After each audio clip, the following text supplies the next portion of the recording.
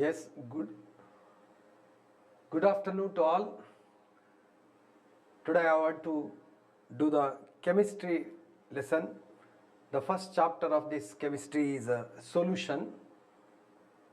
In NCERT textbook, old textbook, it is the second chapter. But anyway, it is the first chapter because the syllabus, some chapter were deleted. Now today it is the first lesson of this 2024 and 25 year, and you are all preparing for CET, the first lesson and first class of this CET. I welcome you all. Now I want to do the solution chapter.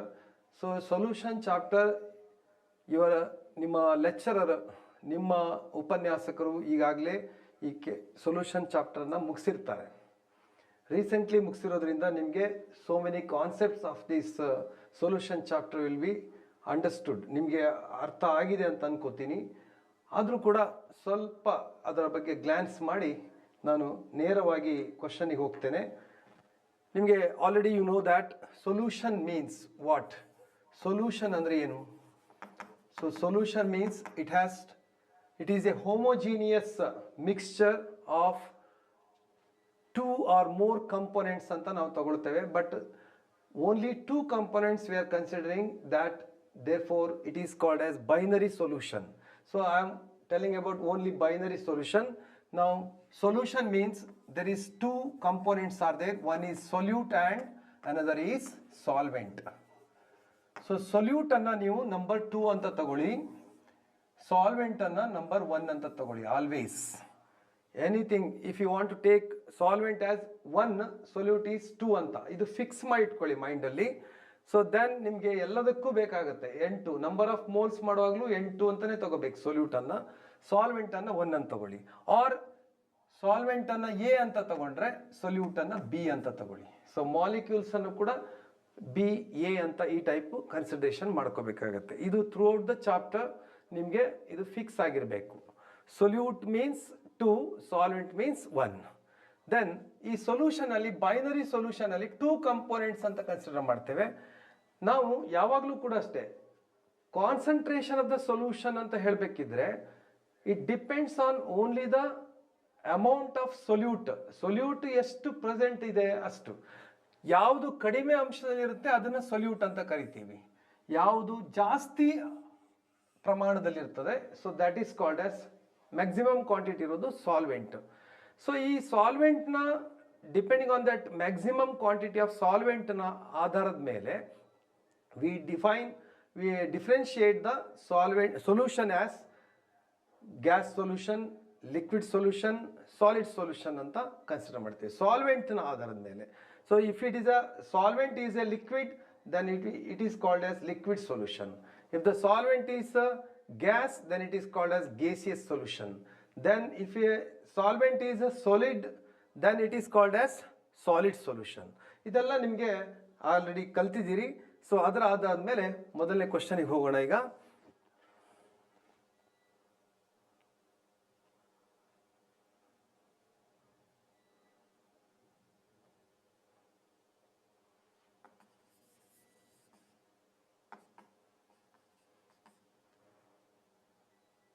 Okay, so ನಾನು maximum question ಅನ್ನ exemplar ಇಂದ ತಗೊಂಡಿದ್ದೀನಿ.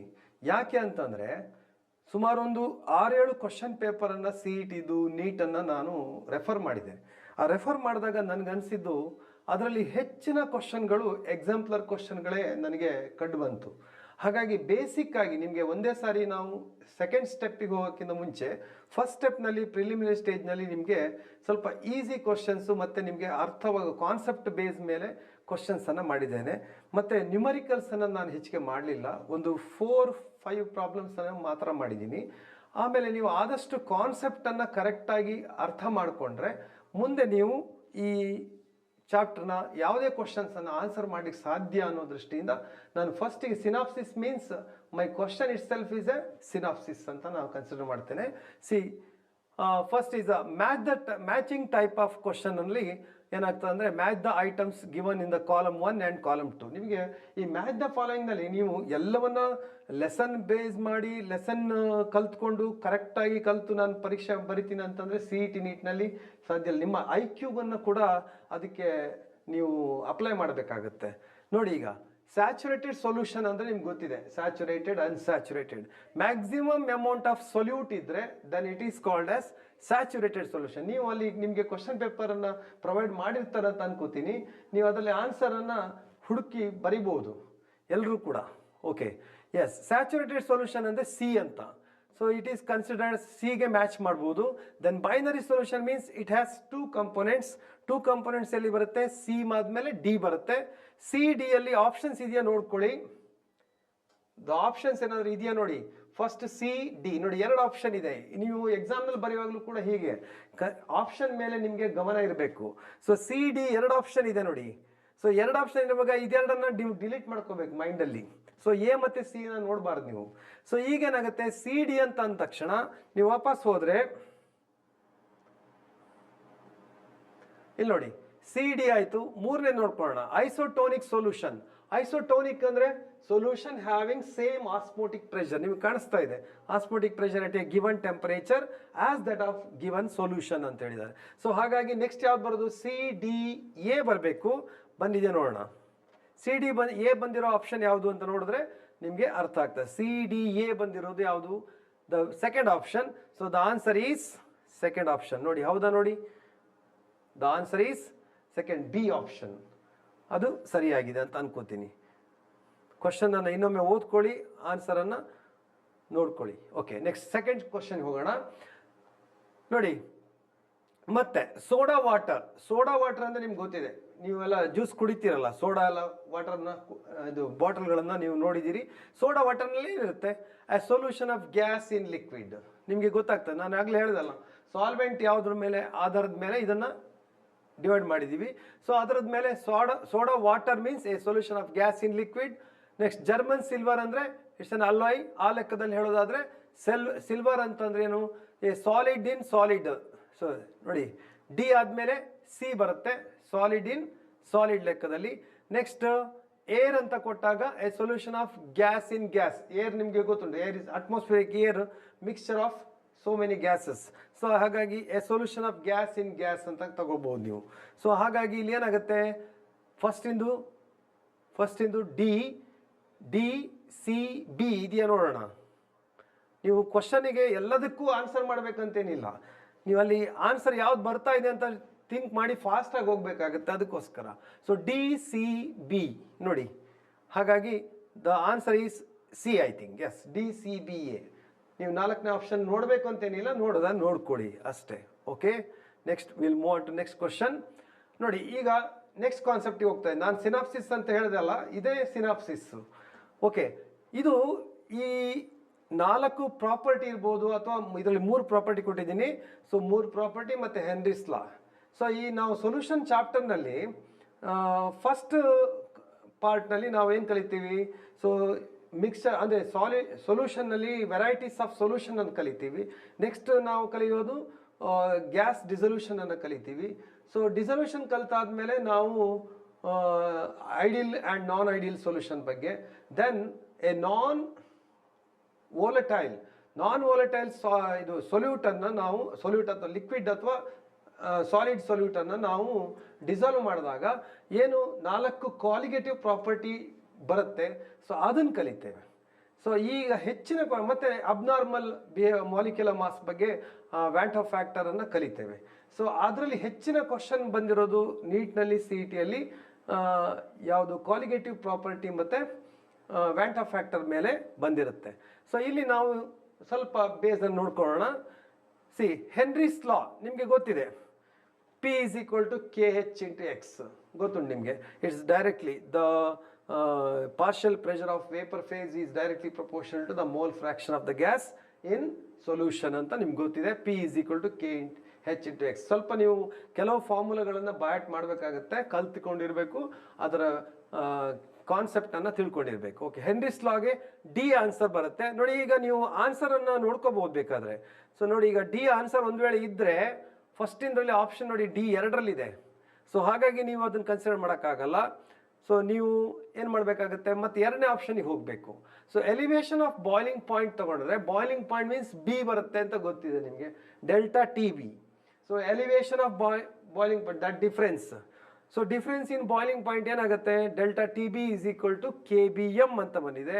Then depression in freezing point ಬಂದಾಗ F ಅಂತ ಗೊತ್ತಾಗುತ್ತೆ ನಿಮಗೆ. So D C A ಅಂತ ತಗೊಂಡ್ರೆ, ಸೊ ಆಪ್ಷನಿಗೆ ನಾವು 3ನೇದಕ್ಕೆ 4ನೇ ನೋಡೋದ ನೋಡಿ ಆಸ್ಮೋಟಿಕ್ ಪ್ರೆಷರ್ ಬಗ್ಗೆ N pi is equal to C R T ಬಂದಿದೆ. ಸೊ ಅದರ ಪ್ರಕಾರ ಏನಾಗುತ್ತೆ, ಡಿ ಸಿ ಬಿ ಎ ಬರುತ್ತೆ. ಕರೆಕ್ಟ್ ಅಲ್ವಾ? The option is C, I think. Sorry, D C A B, D C A B ಬರುತ್ತೆ. So ಅದನ್ನು ನೀವು ನೋಡ್ಕೊಳ್ಳಿ. ಓಕೆ, ಈಸಿ ಇದೆ, ಹಾಗಾಗಿ ನಾನು ಅದ್ರ ಬಗ್ಗೆ ಜಾಸ್ತಿ ಎಕ್ಸ್ಪ್ಲನೇಷನ್ ಕೊಡ್ತಾ ಇಲ್ಲ. Next is mass percentage. ನೋಡಿದ ತಕ್ಷಣ ಗೊತ್ತಾಗ್ಬಿಡುತ್ತೆ ನಿಮಗೆ, ಪರ್ಸೆಂಟೇಜ್ ಎಲ್ಲಿ ಬರುತ್ತೆ ಅಲ್ಲಿ 100 ಬರುತ್ತೆ, 100 ಮಲ್ಟಿಪ್ಲೈಡ್ ಆಗಿರುತ್ತೆ. ಸೊ ಈಗ mass percentage means mass of the solute of the component in solution divided by total mass of the solution ಅಂತ ಹೇಳಿದ್ದಾರೆ. ಸೊ ಅವಾಗ ಏನಾಗುತ್ತೆ, ಸೊ ಮಾಸ್ ಪರ್ಸೆಂಟೇಜ್ಗೆ ಬಿ ಆನ್ಸರ್ ಅಂತ ಗೊತ್ತಾಗುತ್ತೆ. ನೀವು ಆಪ್ಷನಲ್ಲಿ ಹೋದಾಗ ಏನಾಗುತ್ತೆ, ಇಲ್ಲಿ ಆಪ್ಷನಲ್ಲಿ ಒಂದು ವೇಳೆ ಫಸ್ಟ್ ಆನ್ಸರಲ್ಲೇ ಬಿ ಇದೆ ನೋಡಿ ಇಲ್ಲಿ. ಸೊ ಹಾಗಾಗಿ ಇದನ್ನು ನೀವು ಆಲ್ರೆಡಿ ನೀವು ಕೂಡಲೇ ಇದನ್ನು ಟಿಕ್ ಮಾಡ್ಬೋದು ನೋಡಿ, ಆನ್ಸರ್ ಎ ಅಂತ ಗೊತ್ತಾಯ್ತು ನಿಮಗೆ. ಸೊ ಬೇಕಿದ್ರೆ ನೋಡ್ಕೊಳ್ಳಿ, ಅದನ್ನು ಇನ್ನೊಮ್ಮೆ ಸ್ಟಡಿ ಮಾಡ್ಕೊಳ್ಳಿ ಎಲ್ಲವನ್ನ. ಎಲ್ಲ ಕ್ವಶನ್ ಎಲ್ಲ ಆನ್ಸರನ್ನು ಓದಬೇಕಂತೇನಿಲ್ಲ. ಸೊ ಇಂಥ ಆಪ್ಷನ್ ಇದ್ದಾಗ ನೀವೇನು ಮಾಡಬೇಕು, ಸ್ವಲ್ಪ ಅಬ್ಸರ್ವ್ ಮಾಡಬೇಕು. ಬಟ್ ಇಲ್ಲಿ ನಾನೀಗ ಸಿನಾಪ್ಸಿಸ್ ಆಗಿದ್ದರಿಂದ ಸ್ವಲ್ಪ ಎಕ್ಸ್ಪ್ಲನೇಷನ್ ಕೊಡ್ತೇನೆ ಇಲ್ಲಿ. ಸೊ ಮೋಲ್ ಫ್ರಾಕ್ಷನ್ ಅಂದರೆ ಗೊತ್ತಿದೆ ನಿಮಗೆ. ಸೊ ಮೋಲ್ ಫ್ರಾಕ್ಷನ್ ಅಂದರೆ ಮೋಲ್ನ ಭಿನ್ನರಾಶಿ ಅಂತ, ಆ್ಯಕ್ಚುಲಿ ಭಾಗ ಅಂತ. ಸೊ ಭಾಗದಲ್ಲಿ ಹೇಳೋದಾದರೆ, ಈಗ ನಿಮ್ಮ ಕ್ಲಾಸ್ ರೂಮ್ನಲ್ಲೇ ಇಬ್ಬರು ಇದ್ದಾರೆ, ಬೈನರಿ ಸೊಲ್ಯೂಷನ್ ಅಂತ ಎಣಿಸ್ಕೊಂಡ್ರೆ, ಸೊ ನೀವು ಹುಡುಗರು ಇರ್ತೀರಿ, ಹುಡುಗಿಯರು ಇರ್ತೀರಿ. ಸೊ ಅವಾಗೇನಾಗುತ್ತೆ, ಸೊ ಬೈನರಿ ಈ ನಿಮ್ಮ ಹುಡುಗರ ಭಾಗ ಎಷ್ಟು, ಹುಡುಗಿಯರ ಭಾಗ ಎಷ್ಟು ಅಂತ ನೀವು ಆ ರೀತಿ ಲೆಕ್ಕದಲ್ಲಿ ಪರ್ಸೆಂಟೇಜ್ ಬಿಟ್ಟರೆ ನೆಕ್ಸ್ಟ್ ಭಾಗವಾಗಿ ಹೇಳ್ಬೋದು ನೀವು. ಎಷ್ಟು ಭಾಗ, ಅರ್ಧ ಭಾಗ ಹುಡುಗರಿದ್ದರೆ ಅರ್ಧ ಭಾಗ ಹುಡುಗಿಯರು ಇರ್ತಾರೆ, ಅಥವಾ ಕೆಲವು ಸಾರಿ ಕಾಲು ಭಾಗ ಹುಡುಗರಿದ್ದರೆ ಮುಕ್ಕಾಲು ಭಾಗ ಹುಡುಗಿಯರಿರುವ ಸಾಧ್ಯತೆಯೂ ಇರುತ್ತೆ. ಹೇಗೆ ವೇರಿಯೇಷನ್ ಇರುತ್ತೆ ಬಿಡಿ, ವೈಸ್ ವರ್ಷ ಇರುತ್ತೆ. ಸೊ ಈಗ ನೋಡಿ, ಇಲ್ಲಿ ಮೋಲ್ ಫ್ರಾಕ್ಷನ್ ಬಂದಾಗ ಇಲ್ಲಿ ಏನಾಗುತ್ತೆ, ಟೋಟಲ್ ನಂಬರ್ ಆಫ್ ಮೋಲ್ಸ್ ನೋಡಿ. ಮೋಲ್ ಫ್ರಾಕ್ಷನ್ನಲ್ಲಿ ಯಾವಾಗಲೂ ನೆನ್ಪಿಟ್ಕೋಬೇಕು, mole fraction is X A ಅಥವಾ ಬಿ. 2 ಆಪ್ಷನ್ ತಗೊಂಡ್ರೆ ನೀವು ಎಕ್ಸ್ ಎ ಅಥವಾ ಬಿ ಅಂತ ತಗೋಬಹುದು, ಎಕ್ಸ್ ಎ ಎಕ್ಸ್ ಬಿ. ಬೇಕಾದ್ರೆ ಎಕ್ಸ್ ಸಿ ತಗೋಬಹುದು, ಬಟ್ ಬೈನರಿ ಸೊಲ್ಯೂಷನ್ ಆಗಿದ್ದರಿಂದ ಅಷ್ಟೇನು ತಲೆ ಕೆಡ್ಸ್ಕೋಬೇಕಾಗಿಲ್ಲ. So X A X B ಅಂತ ತಗೋಬೇಕು. ಎಕ್ಸ್ ಎ ಎಕ್ಸ್ ಬಿ ಬಂತಂದ್ರೆ, so number of moles N A ಅಂತ ತಗೋಬೇಕು. ಇಲ್ಲಿ ಎನ್ ಎ ಅಥವಾ ಎನ್ 1, ಇಲ್ಲಿ 1 ತಗೊಂಡ್ರೆ ಇಲ್ಲಿ 1 ತಗೊಳ್ಳಿ. So N1 plus N2. So ಈ ಟೈಪ್ ಮಾಡ್ಬೋದು ನೀವು, N1 ತಗೊಂಡ್ರೆ ಸಪೋಸ್. ಓಕೆ, ಸೊ ಈ ರೀತಿನೂ ಮಾಡ್ಬೋದು. ನೀವು 1 ಅಥವಾ ಎ ತಗೋಬೋದು, ಅಥವಾ 2 ಅಥವಾ ಬಿ ತಗೋಬೋದು. ಸೊ 2ನೇ ನಂಬರ್ ಇದೆ, ಅದು ಸೊಲ್ಯೂಟಿಗೆ ಹೋಗುತ್ತೆ. So number of moles of the component ಅಂತ ಹೇಳಿದ್ದಾರೆ. ಇಲ್ಲಿ ಕಂಪೋನೆಂಟ್ ಅಂದಾಗ ಸೊಲ್ಯೂಟಿಗೂ ಬರುತ್ತೆ, ಸೊಲ್ಯೂಟ್ನ ಭಾಗ ಮತ್ತು ಸಾಲ್ವೆಂಟ್ನ ಭಾಗ, ಸೊಲ್ಯೂಷನ್ ಭಾಗ, ಸಾಲ್ವೆಂಟ್ನ ಭಾಗ ಬರುತ್ತೆ. ಸೊ ಅದನ್ನು ಲೆಕ್ಕ ಹಾಕಿ. ಸೊ ಆನ್ಸರ್ ನಿಮಗೆ ಗೊತ್ತಾಗಿದೆ, ಆನ್ಸರ್ ಗೊತ್ತಾಗಿದೆ.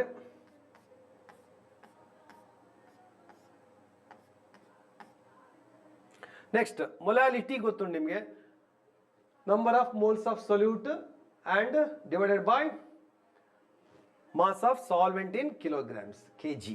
ಓಕೆ, ನೆಕ್ಸ್ಟ್ ಮೊಲಾರಿಟಿ ತಗೊಂಡ್ರೆ, so number of moles of solute divided by volume of solution in litres. ಇದು ಮೊಲಾರಿಟಿ ಎಮ್ ಅಂತ ಕೊಟ್ಟರೆ, ನೆನ್ಪಿಟ್ಕೊಳ್ಳಿ ಮಕ್ಕಳೇ, ಎಮ್ ಅಂತ ಕೊಟ್ಟರೆ, ಸೊ ಅಲ್ಲಿ ಏನಾಗುತ್ತೆ, ಎಮ್ ಅಂತ ಕೊಟ್ಟರೆ ಪರ್ ಲೀಟರ್ ಅಂತ, ಮೋಲ್ ಪರ್ ಲೀಟರ್ ಆಗುತ್ತೆ. ಇದು ಮೊಲಾಲಿಟಿಯನ್ನು ಸ್ಮಾಲ್ ಎಮ್ ಅಂತ ಕೊಟ್ಟರೆ, so then it is mole per kg. ನೆನ್ಪಿಟ್ಕೊಳ್ಳಿ, ಇದು 2 ಯೂನಿಟ್ ಹೆಚ್ಚಿನ ಮಕ್ಕಳಿಗೆ ಕನ್ಫ್ಯೂಷನ್ ಆಗುತ್ತೆ. ಎಮ್ ಅಂತ ಕೊಟ್ಟಾಗ ಮೋಲ್ ಪರ್ kg ಅಂತ ತಗೊಳ್ಳಿ, ಇದು ಕ್ಯಾಪಿಟಲ್ ಎಮ್ ಅಂತ ಕೊಟ್ಟಾಗ ಮೋಲ್ ಪರ್ ಎಲ್ ಅಂತ ತಗೋಬಹುದು. ಅದು ಕೆಲವು ಸಾರಿ ಇದನ್ನು ಯೂಸ್ ಮಾಡ್ತಾರೆ, ಕೆಲವು ಸಾರಿ ಇದನ್ನು ಯೂಸ್ ಮಾಡ್ತಾರೆ. ನೀವು ಅದನ್ನು ಆ ಪ್ರಾಬ್ಲಮ್ ಬಂದಾಗ ನಿಮಗೆ ಅದು ಅರ್ಥ ಆಗುತ್ತೆ. Okay, yes, move to next question.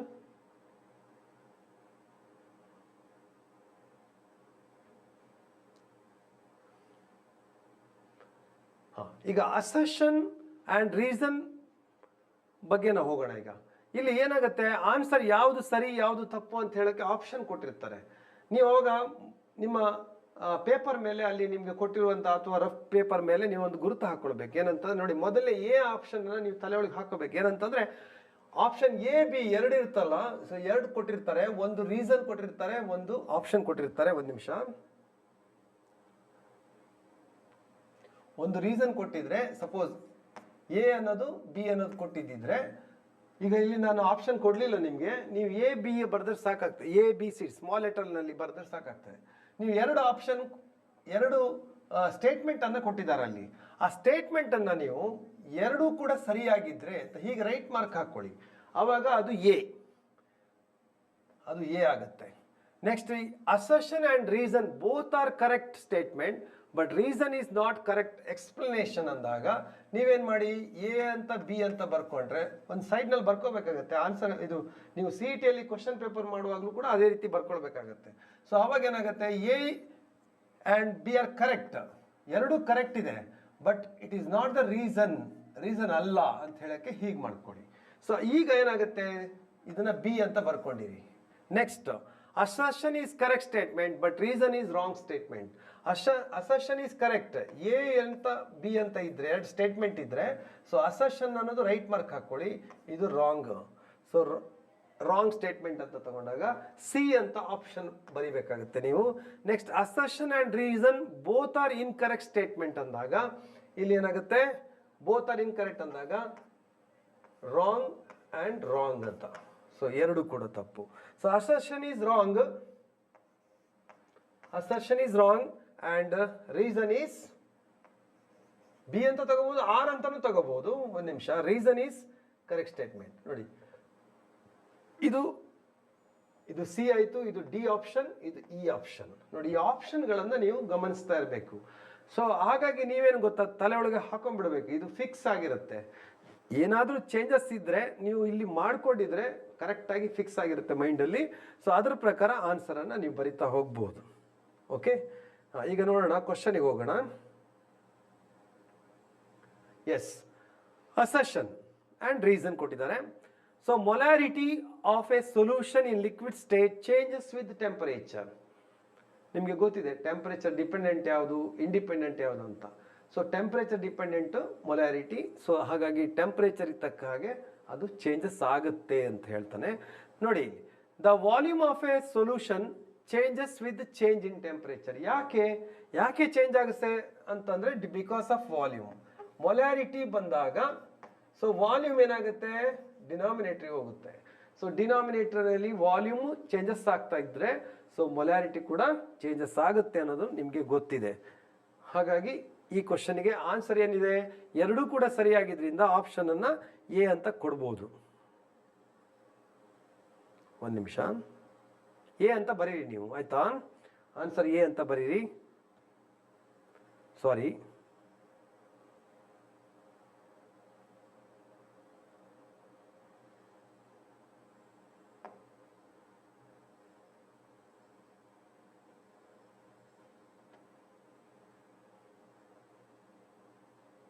A answer A ಕೊಟ್ಟಿದ್ದೇನೆ ನೋಡಿ.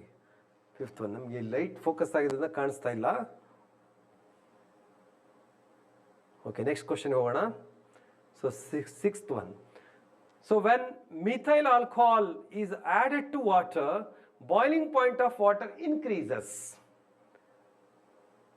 So when a volatile solute is added to volatile solvent, elevation in boiling point is observed. ನೋಡಿ ಇಲ್ಲಿ ಸ್ಟೇಟ್ಮೆಂಟ್ ಏನಿದೆ, ಸೊ ಇನ್ಕ್ರೀಸಸ್. ಸೊ ಆಲ್ಕೋಹಾಲ್ ಮತ್ತೆ ವಾಟರ್ ಬಂದಾಗ ನಿಮಗೆ ಗೊತ್ತಿದೆ, so boiling point of water increases ಅಂತ ಹೇಳಿದಾನೆ. ನೆಕ್ಸ್ಟ್ ಇಲ್ಲಿ ನೀವು ಗಮನಿಸಿ, ವೆನ್ ಎ ವೋಲಟೈಲ್ ಸೊಲ್ಯೂಟ್ ಅಂತ ನೋಡಿ, ಇದನ್ನ ನೀವು ಅಬ್ಸರ್ವ್ ಮಾಡಬೇಕು.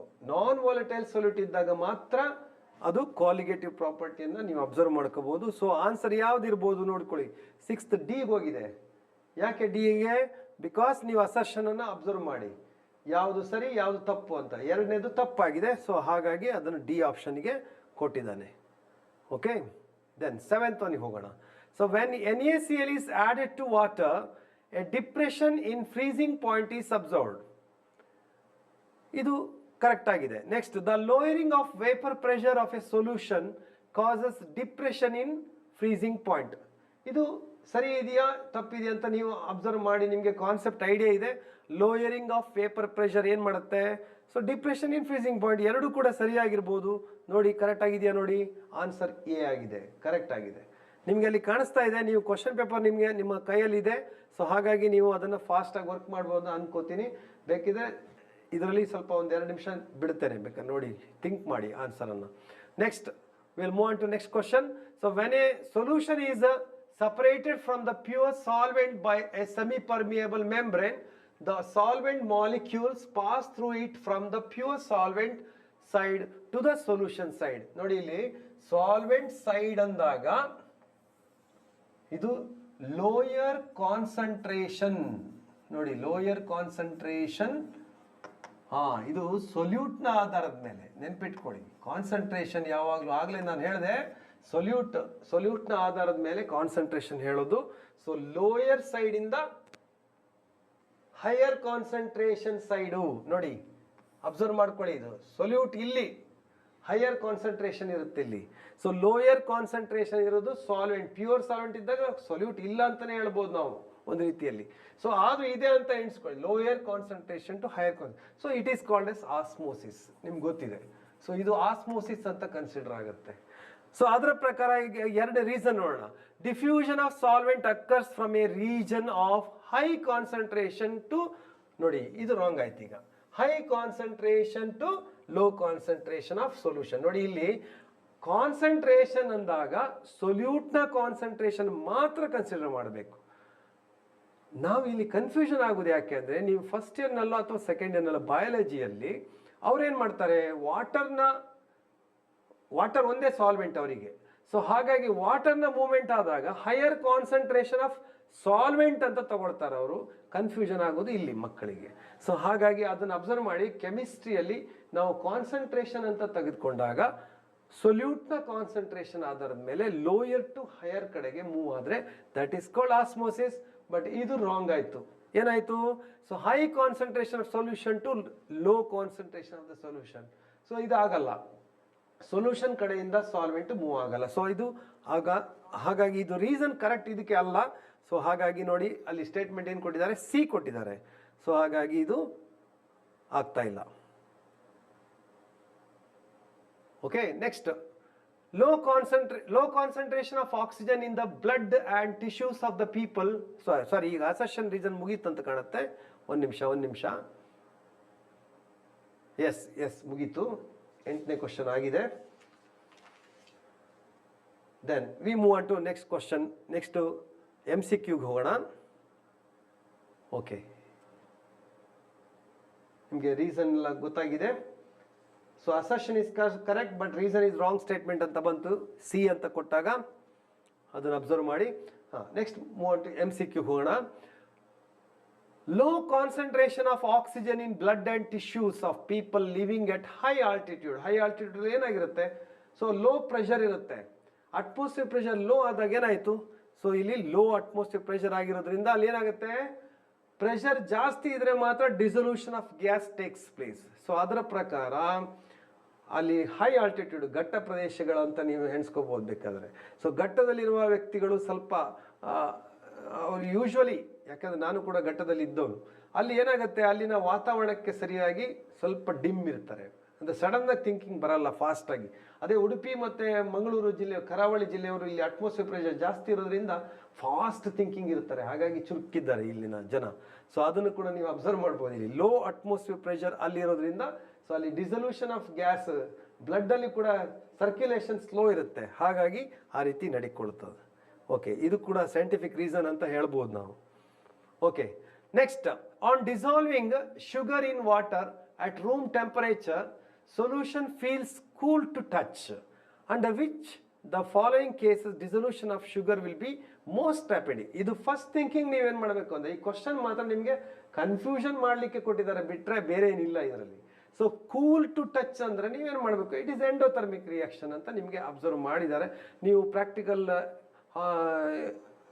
ಕ್ಲಾಸಿಗೆ ಹೋದಾಗ ಅಲ್ಲಿ ನೀವು ಅಬ್ಸರ್ವ್ ಅಸಿಟೋನು ಮತ್ತು ಸೊಲ್ಯೂಷನ್ ಎಲ್ಲ ನೋಡಿದಾಗ ನಿಮ್ಗೆ ಗೊತ್ತಿರ್ತದೆ, ಅದು ಥಂಡ ಇರ್ತದೆ. ನೀವು ಮನೆಗೆ ಬಂದಾಗ, ಬಿಸಿಲಿಗೆ ಬಂದಾಗ ಲಿಂಬೆಹಣ್ಣು ಸಕ್ಕರೆ ಎಲ್ಲ ಹಾಕಿ ಕೊಡ್ತಾರೆ, ಯಾಕಂದರೆ ಸ್ವಲ್ಪ ಅದು ಕೂಲು ಇದನ್ನು ಉಂಟು ಮಾಡುತ್ತೆ. ಆದ್ರಿಂದ ಸೊ ಹಾಗಾಗಿ ಅದನ್ನ ಹಾಗೆ ಹೇಳಿದ್ದಾರೆ. ಬಟ್ ಇಲ್ಲಿ ಕೇಳ್ತಿರೋ ಕ್ವಶನ್ ನೋಡಿ, cases in which of the following cases dissolution sugar will be most rapid.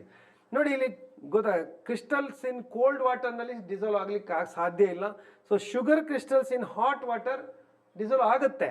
But ಇಲ್ಲಿ ಏನ್ ಹೇಳ್ತಿರೋದು ನೋಡಿ, ಇದು ಎರಡು ಆನ್ಸರ್ ಕರೆಕ್ಟ್ ಇದೆ, ಹತ್ರ ಸರಿ ಇದೆ. ಬಟ್ ಎಕ್ಸಾಕ್ಟ್ ಆನ್ಸರ್ ಕೊಡಬೇಕು ಅಂದ್ರೆ ಪೌಡರ್ ನೋಡಿ, ಇದು ಟ್ಯಾಲಿ ಇದೆ, ಬಟ್ ಇದೆರಡು ಕೂಡ ಆನ್ಸರ್ ಅಲ್ಲ. ಸೊ ಎ ಮತ್ತೆ ಸಿ ಅಲ್ಲ. ಸೊ ಡಿ ಅನ್ನು ನೀವು ತಗೊಂಡ್ರೆ ಪೌಡರ್ ಶುಗರ್ ಅಂತ ತಗೊಂಡಿದ್ದಾರೆ. So powder sugar in hot water ಇದಕ್ಕಿಂತ ಫಾಸ್ಟ್ ಆಗುತ್ತೆ. ಸೊ ಹಾಗಾಗಿ ಅವ್ರು ಕೇಳ್ತಿರೋ ಕ್ವಶನ್ ನೋಡಿ, ಮೋಸ್ಟ್ ರ್ಯಾಪಿಡ್ ಅಂತ ಕೇಳಿದಾಗ ನೀವು ಅಕಸ್ಮಾತ್ ಹಾಟ್ ವಾಟರ್ನಲ್ಲಿ ಶುಗರ್ ಬೇಗ ಕರಗುತ್ತೆ ಅಂತ ನೀವು ಇದು ರೈಟ್ ಹಾಕಿದರೆ ರಾಂಗ್ ಆಗುತ್ತೆ. ಸೊ ಎಕ್ಸಾಕ್ಟ್ ಆನ್ಸರ್ಗೆ ನೋಡಿ ಈ ರೀತಿ ಕೂಡ ಕ್ವಶನ್ ಅನ್ನ ಕೇಳ್ತಾರೆ. ಎಕ್ಸಾಕ್ಟ್ ಆನ್ಸರ್ ಮತ್ತೆ ನಿಯರೆಸ್ಟ್ ಆನ್ಸರ್ ಅಂತ ಲೆಕ್ಕ ಬರುತ್ತೆ. ಸೊ ಹಾಗಾಗಿ ಪ್ರಿಸಿಷನ್ ಅಂಡ್ ಅಕ್ಯುರೆಸಿ ಬಗ್ಗೆ ನೀವು ಕಲ್ತಿದ್ದೀರಿ. ಸೊ ಅಕ್ಯುರೆಸಿ ಬಗ್ಗೆ ನೀವು ನೋಡ್ಕೊಳ್ಳಿ. Okay, so answer is powder sugar in hot water. Okay, next move on to 11th question ಹೋಗೋಣ. Which of the following aqueous solutions should have the highest boiling point? ಈಗ ಬಂದ್ವಿ ನೋಡಿ. So highest boiling point ಅಂದಾಗ T B ಇದೆಯಲ್ಲ, T B ಜಾಸ್ತಿ ಆಗ್ಬೇಕು. So T B ಜಾಸ್ತಿ ಆಗ್ಬೇಕು. ಯಾವಾಗ ಟಿ ಬಿ ಜಾಸ್ತಿ ಆಗತ್ತೆ ನೋಡಿ, ಇದೊಂದು ನೆನ್ಪಿಟ್ಕೊಳ್ಳಿ. ಎಲೆಕ್ಟ್ರೋಲೈಟ್ ಸೊಲ್ಯೂಟ್ ಅನ್ನ ನೀವು ಹಾಕಿದರೆ ನಿಮಗೆ ಪ್ರಾಬ್ಲಮ್ಸ್ ಅಲ್ಲೆಲ್ಲ ನೀವು ನೋಡಿರ್ಬೋದು. ಆ ಕ್ವಶನ್ಸ್ ಫಾರ್ಮುಲಾ ಹಾಕಿದ್ದೆ ನಾನು ಆಗಲೇ ಹೇಳಿದೆ ನಿಮಗೆ, ಮ್ಯಾಚ್ ದ ಫಾಲೋಯಿಂಗ್ ಅಲ್ಲಿ. So all are non electrolyte solute ಹಾಕಿದಾಗ ಆ ಫಾರ್ಮುಲಾವನ್ನು ಅಡಾಪ್ಟ್ ಮಾಡ್ತೇವೆ. ಯಾವಾಗ ಎಲೆಕ್ಟ್ರೋಲೈಟ್ ಸೊಲ್ಯೂಷನ್ ಹಾಕಿದಾಗ ಸೊಲ್ಯೂಟ್ ಅನ್ನು ಹಾಕಿದಾಗ ನಾವು ಆಲ್ವೇಸ್ ನಾವು ಏನು ಥಿಂಕ್ ಮಾಡಬೇಕಂದ್ರೆ ವ್ಯಾಂಟ್ ಆಫ್ ಫ್ಯಾಕ್ಟರ್ನ ಮಲ್ಟಿಪ್ಲೈ ಮಾಡಿ ಆ ಎಲ್ಲ ಫಾರ್ಮುಲಾಗಳನ್ನು ನೀವು ಮತ್ತೊಮ್ಮೆ ಬರೆದಿದ್ದಾರೆ, ನಿಮ್ಮ ಟೆಕ್ಸ್ಟ್ ಬುಕ್ಕಲ್ಲಿ ಇದೆ, ನೀವು ಅಬ್ಸರ್ವ್ ಮಾಡಿದ್ದೀರ ಅಂತ ಅನ್ಕೋತೀನಿ. ನಿಮ್ಮ ಸರ್ ಹೇಳಿರ್ತಾರೆ ಅದನ್ನು. ಸೊ ಇಲ್ಲಿ ನೋಡಿ, ಐ ಅನ್ನ ಮಲ್ಟಿಪ್ಲೈ ಮಾಡಬೇಕು. ಆ 4 ಕ್ವಾಲಿಟೇಟಿವ್ ಪ್ರಾಪರ್ಟೀಸ್ ಫಾರ್ಮುಲಾಕ್ಕೆ ನೀವು ಏನು ಎಲಿವೇಶನ್ ಆಫ್ ಬಾಯ್ಲಿಂಗ್ ಪಾಯಿಂಟ್ ಇರ್ಬೋದು, relative lowering of vapour pressure ಇರ್ಬೋದು, ಅಥವಾ ಡಿಪ್ರೆಷನ್ ಇನ್ ಫ್ರೀಸಿಂಗ್ ಪಾಯಿಂಟ್ ಅಥವಾ ಆಸ್ಮೋಟಿಕ್ ಪ್ರೆಷರ್, ಯಾವುದಕ್ಕೂ ಕೂಡ ಎಲ್ಲದಕ್ಕೂ ಐ ಇಂದ ಮಲ್ಟಿಪ್ಲೈ ಮಾಡಿರ್ತಾರೆ. So depending on that I is equal to N ಆಗ ಲೆಕ್ಕದಲ್ಲಿ ಐ ಅಂದ್ರೆ ಎನ್, ಬೇರೆ ಏನಲ್ಲ. ಐ ಅಂದ್ರೆ N, number of molecules participation ಮಾಡೋದನ್ನೇ ಹೇಳ್ತಾರೆ ಅಲ್ಲಿ.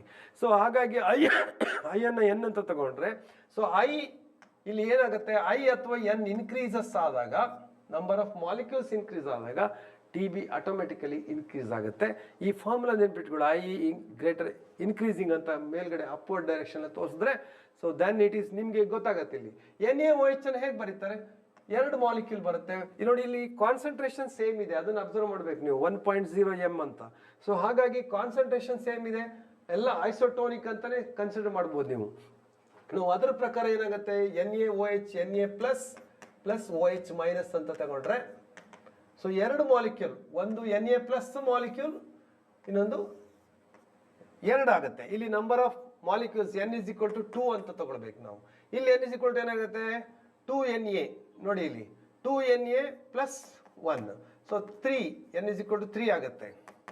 ಓಕೆ, ದೆನ್ ಇಲ್ಲಿ ಏನಾಗುತ್ತೆ, NH4 NO3 minus NH4 plus, so 1 molecule ಆಗುತ್ತೆ, ಒಂದು ಹಾಗೆ NO3 ಮೈನಸ್ ತಗೊಂಡ್ರೆ, so it is another molecule, then it is 2 molecule, n is equal to 2 ಆಗುತ್ತೆ.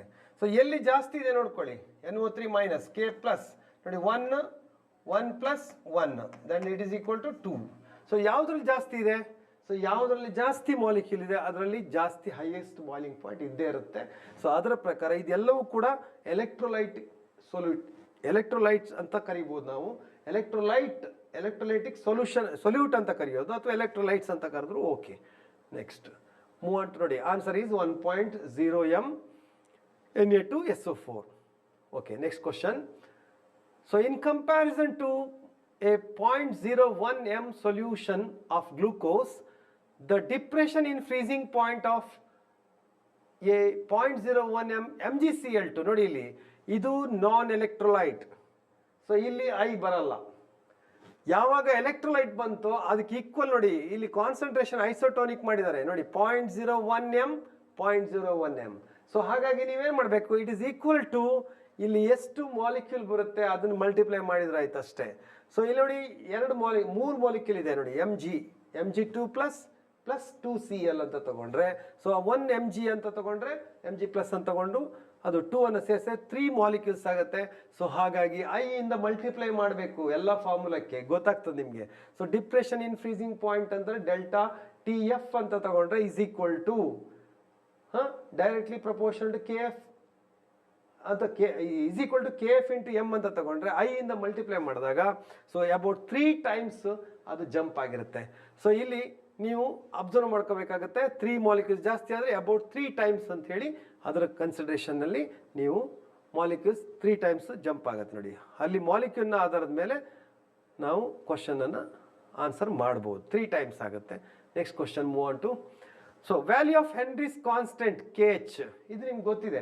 ಸೊ KH ಏನಾಗುತ್ತೆ, KH increases with increase in temperature. ಆಮೇಲೆ KH value ಜಾಸ್ತಿ ಇದ್ರೆ solubility less ಇರುತ್ತೆ, ಗೊತ್ತು ನಿಮಗೆ. ಸೊ ಅದು 2 ಕಾನ್ಸೆಪ್ಟ್ ಗೊತ್ತಿದ್ರೆ ಸಾಕಾಗ್ತದೆ ನಿಮಗೆ. ಸೊ 2 ಕಾನ್ಸೆಪ್ಟ್ನ ಬೇಸ್ ಮೇಲೆ ಇಲ್ಲಿ ನೋಡಿ decreases with increase in temperature, increases with increase in temperature ಕೊಟ್ಟಿದ್ದಾರೆ ಇಲ್ಲಿ. ಸೊ ಹಾಗಾಗಿ ನೀವು ಈ ಕಾನ್ಸೆಪ್ಟನ್ನು ಅಬ್ಸರ್ವ್ ಮಾಡ್ಬೋದು. ಸೊ ಇಲ್ಲಿ ಆನ್ಸರ್ ಏನಾಗುತ್ತೆ, so A is the answer. ಗೊತ್ತಿದೆ ನಿಮಗೆ concept. So all the questions I framed by concept base only. So ಹಾಗಾಗಿ ನಿಮಗೆ ಈಸಿ ಆಗ್ತದೆ ಮತ್ತೆ ಫಾಸ್ಟ್ ಆಗಿ ತಿಳ್ಕೊಬೋದು. ಇದ್ರ ನೆಕ್ಸ್ಟ್ ಸ್ಟೆಪ್ನಲ್ಲಿ ನೀವು ನ್ಯೂಮರಿಕಲ್ಸನ್ನು ಫಾರ್ಮುಲಾಗಳನ್ನು ಬ್ಯಾಟ್ ಮಾಡಿ ಬೇರೆ ಬೇರೆ ಕ್ವಶನ್ ಪೇಪರನ್ನು ಸ್ವಲ್ಪ ಸಾಲ್ವ್ ಮಾಡಿದರೆ ನಿಮಗೆ ಆವಾಗ ಈ ಕಾನ್ಸೆಪ್ಟ್ ಬೇಸ್ ಮೇಲೆ ನೀವು ಯಾವುದೇ ಕ್ವಶನ್ ಕೊಟ್ಟರು ಸಾಲ್ವ್ ಮಾಡುವಂಥ ಪ್ರಾಕ್ಟೀಸನ್ನು ನೀವು ಮಾಡಬೇಕಾಗತ್ತೆ. Okay, inter molecular forces between 2 benzene molecules are nearly of same strength as those between. ಅಂದರೆ ಇಲ್ಲಿ ಏನಾಗುತ್ತೆ, ಬೆನ್ಝೀನ್ ಅಂದರೆ ಸಾಲ್ವೆಂಟ್ ಅಂತ ನೀವು ಥಿಂಕ್ ಮಾಡಿ. ಸೊ ಸಾಲ್ವೆಂಟ್ ಅಂದಾಗ ಇದನ್ನ ಎ ಅಂತ ಕನ್ಸಿಡರ್ ಮಾಡಿದ್ರೆ, ಮಾಲಿಕ್ಯೂಲ್ಸ್ ಎಲ್ಲ ಎ ಅಂತ ಕನ್ಸಿಡರ್ ಮಾಡಿದ್ರೆ, ಇಲ್ಲಿ 2 toluene ಮಾಲಿಕ್ಯೂಲ್ಸ್ ಬಿಟ್ವೀನ್ 2 toluene ಅಂದರೆ ಇಲ್ಲಿ A to A ಇರುವಂತಹ intermolecular attraction it is equal to B to B ಇರುವಂಥ ಇಂಟರ್ಮಾಲಿಕ್ಯುಲರ್. ಇದು ಬೆನ್ಝೀನ್ ಅಂತ ತಗೊಂಡ್ರೆ so this is toluene. So toluene ಅಂತ ತಗೊಂಡ್ರೆ ಆವಾಗ ಏನಾಗುತ್ತೆ, ಈಕ್ವಲ್ ಆಗಿರೋದು ಯಾವಾಗ, ಸೊ ಯಾವಾಗ ಈಕ್ವಲ್ ಆಗಿರುತ್ತೆ ಅಂದರೆ ಅದು ಐಡಿಯಲ್ ಸೊಲ್ಯೂಷನ್ ಅಲ್ಲಿ ಮಾತ್ರ ಸಾಧ್ಯ. ಇಲ್ಲಿ ಕೇಳ್ತಿರೋ ಕ್ವಶನ್ ಏನು ನೋಡಿ, ನಾಟ್ ಟ್ರೂ ಅಂತ ಕೇಳಿದ್ದಾರೆ. ಸೊ ಹಾಗಾದ್ರೆ ಇದು ಐಡಿಯಲ್ ಸೊಲ್ಯೂಷನ್ ಆಗಿರುತ್ತೆ. ಸೊ ಇದು ಸತ್ಯ ನೋಡಿ, delta mix H is equal to 0. So ideal ಸೊಲ್ಯೂಷನ್ಗೆ ಇದು ಕರೆಕ್ಟ್ ಆಗಿದೆ. ಹಾಗಾಗಿ ಈ ಆಪ್ಷನ್ ಸರಿ ಇದೆ. ಆದರೆ ಇಲ್ಲಿ ತಪ್ಪಿರೋದು ಯಾವುದು ಅಂತ ಕೇಳ್ತಿರೋದು ಅವರು. ಸೊ ಹಾಗಾಗಿ delta mix V is also equal to 0. There is no increase of volume. Next delta S, ಇದು ನಿಮಗೆ ಆ್ಯಕ್ಚುಲಿ ಟೆಕ್ಸ್ಟ್ ಬುಕ್ಕಲ್ಲಿ ಇಲ್ಲ, but based on the first PU ನಿಮಗೆ ಗೊತ್ತಿದೆ. ಡೆಲ್ಟಾ S ಅಂದರೆ ಎಂಟ್ರೋಪಿ, ಚೇಂಜ್ ಇನ್ ಎಂಟ್ರೋಪಿ ಏನಾಗುತ್ತೆ. So delta S ತಗೊಂಡ್ರೆ delta S ಏನಾಗಿರಬೇಕು, ಸಾಮಾನ್ಯವಾಗಿ ನಾಟ್ ಈಕ್ವಲ್ ಟು 0 ಆಗಿದ್ರೆ ಅದು ಕರೆಕ್ಟ್ ಆಗಿದೆ ಐಡಿಯಲ್ ಸೊಲ್ಯೂಷನ್ಗೆ. ಅಂದರೆ ಐದರ್ ಪಾಸಿಟಿವ್ ಆಗಿರುತ್ತೆ ಇಲ್ಲ ನೆಗೆಟಿವ್ ಇರುತ್ತೆ, ಒಂದು ಸ್ಪಾಂಟೇನಿಯಸ್ ನಾನ್ ಸ್ಪಾಂಟೇನಿಯಸ್ ಆ ಆಧಾರದ ಮೇಲೆ. Even delta G also. So delta G ಅಂತಲೂ ತಗೋಬಹುದು ನೀವು ಗಿಬ್ಸ್ ಫ್ರೀ ಎನರ್ಜಿಯನ್ನು. ಸೊ ಅಲ್ಲೂ ಕೂಡ ನೀವು ತಗೋಬಹುದು ಗಿಬ್ಸ್ ಫ್ರೀ ಎನರ್ಜಿ ಕೂಡ ನಾಟ್ ಈಕ್ವಲ್ ಟು 0 ಅಂತ ತಗೊಂಡ್ರೆ ಆವಾಗಲೂ ಕೂಡ ಐಡಿಯಲ್ ಸೊಲ್ಯೂಷನ್ಗೆ ಅದು ಇದಾಗಿರುತ್ತೆ. So either it is equal to, ಇದು ನೆಗೆಟಿವ್ ಆದರೆ ಸ್ಪಾಂಟೇನಿಯಸ್ ಆಗುತ್ತೆ ಬಿಡಿ, ನಿಮ್ಗೆ ಗೊತ್ತಿದೆ ಡೆಲ್ಟಾ G. ಸೊ ಅದರ ಆಧಾರದ ಮೇಲೆ ಇದು ಕೂಡ ಇದಕ್ಕೆ ಸೇರಿಸ್ಬೋದು. ಕೆಲವು ಕ್ವಶನ್ಗಳಲ್ಲಿ ಸೇರಿಸಿದ್ದಾರೆ, ಕೆಲವು CET ನೀಟ್ ಕ್ವಶನ್ ಪೇಪರಲ್ಲಿ ಈ 3 ಜೊತೆಗೆ ಇದನ್ನು ಕೂಡ ಆಪ್ಷನ್ ಕೊಟ್ಟಿದ್ದಾರೆ, ನಾನು ನೋಡಿದ್ದೇನೆ. ಸೊ ಆದರೆ ನೆಕ್ಸ್ಟ್ ಕ್ವಶನ್ಗೆ ಹೋಗೋಣ, ನೆಕ್ಸ್ಟ್ ಆಪ್ಷನ್ಗೆ ಹೋಗೋಣ. This will not form ideal solution but it is wrong. So actually it is forming ideal solution. ಹಾಗಾಗಿ ಈ ಆಪ್ಷನನ್ನು ನಾಟ್ ಟ್ರೂ ಅಂತ ನಾವು ಕೊಡ್ಬೋದು. ಸೊ ಆನ್ಸರ್ ಏನಾಗುತ್ತೆ, so this will not form ideal solution ಅಲ್ಲ, actually it forms ideal solution. ಎಲ್ಲ base ಮೇಲೆ.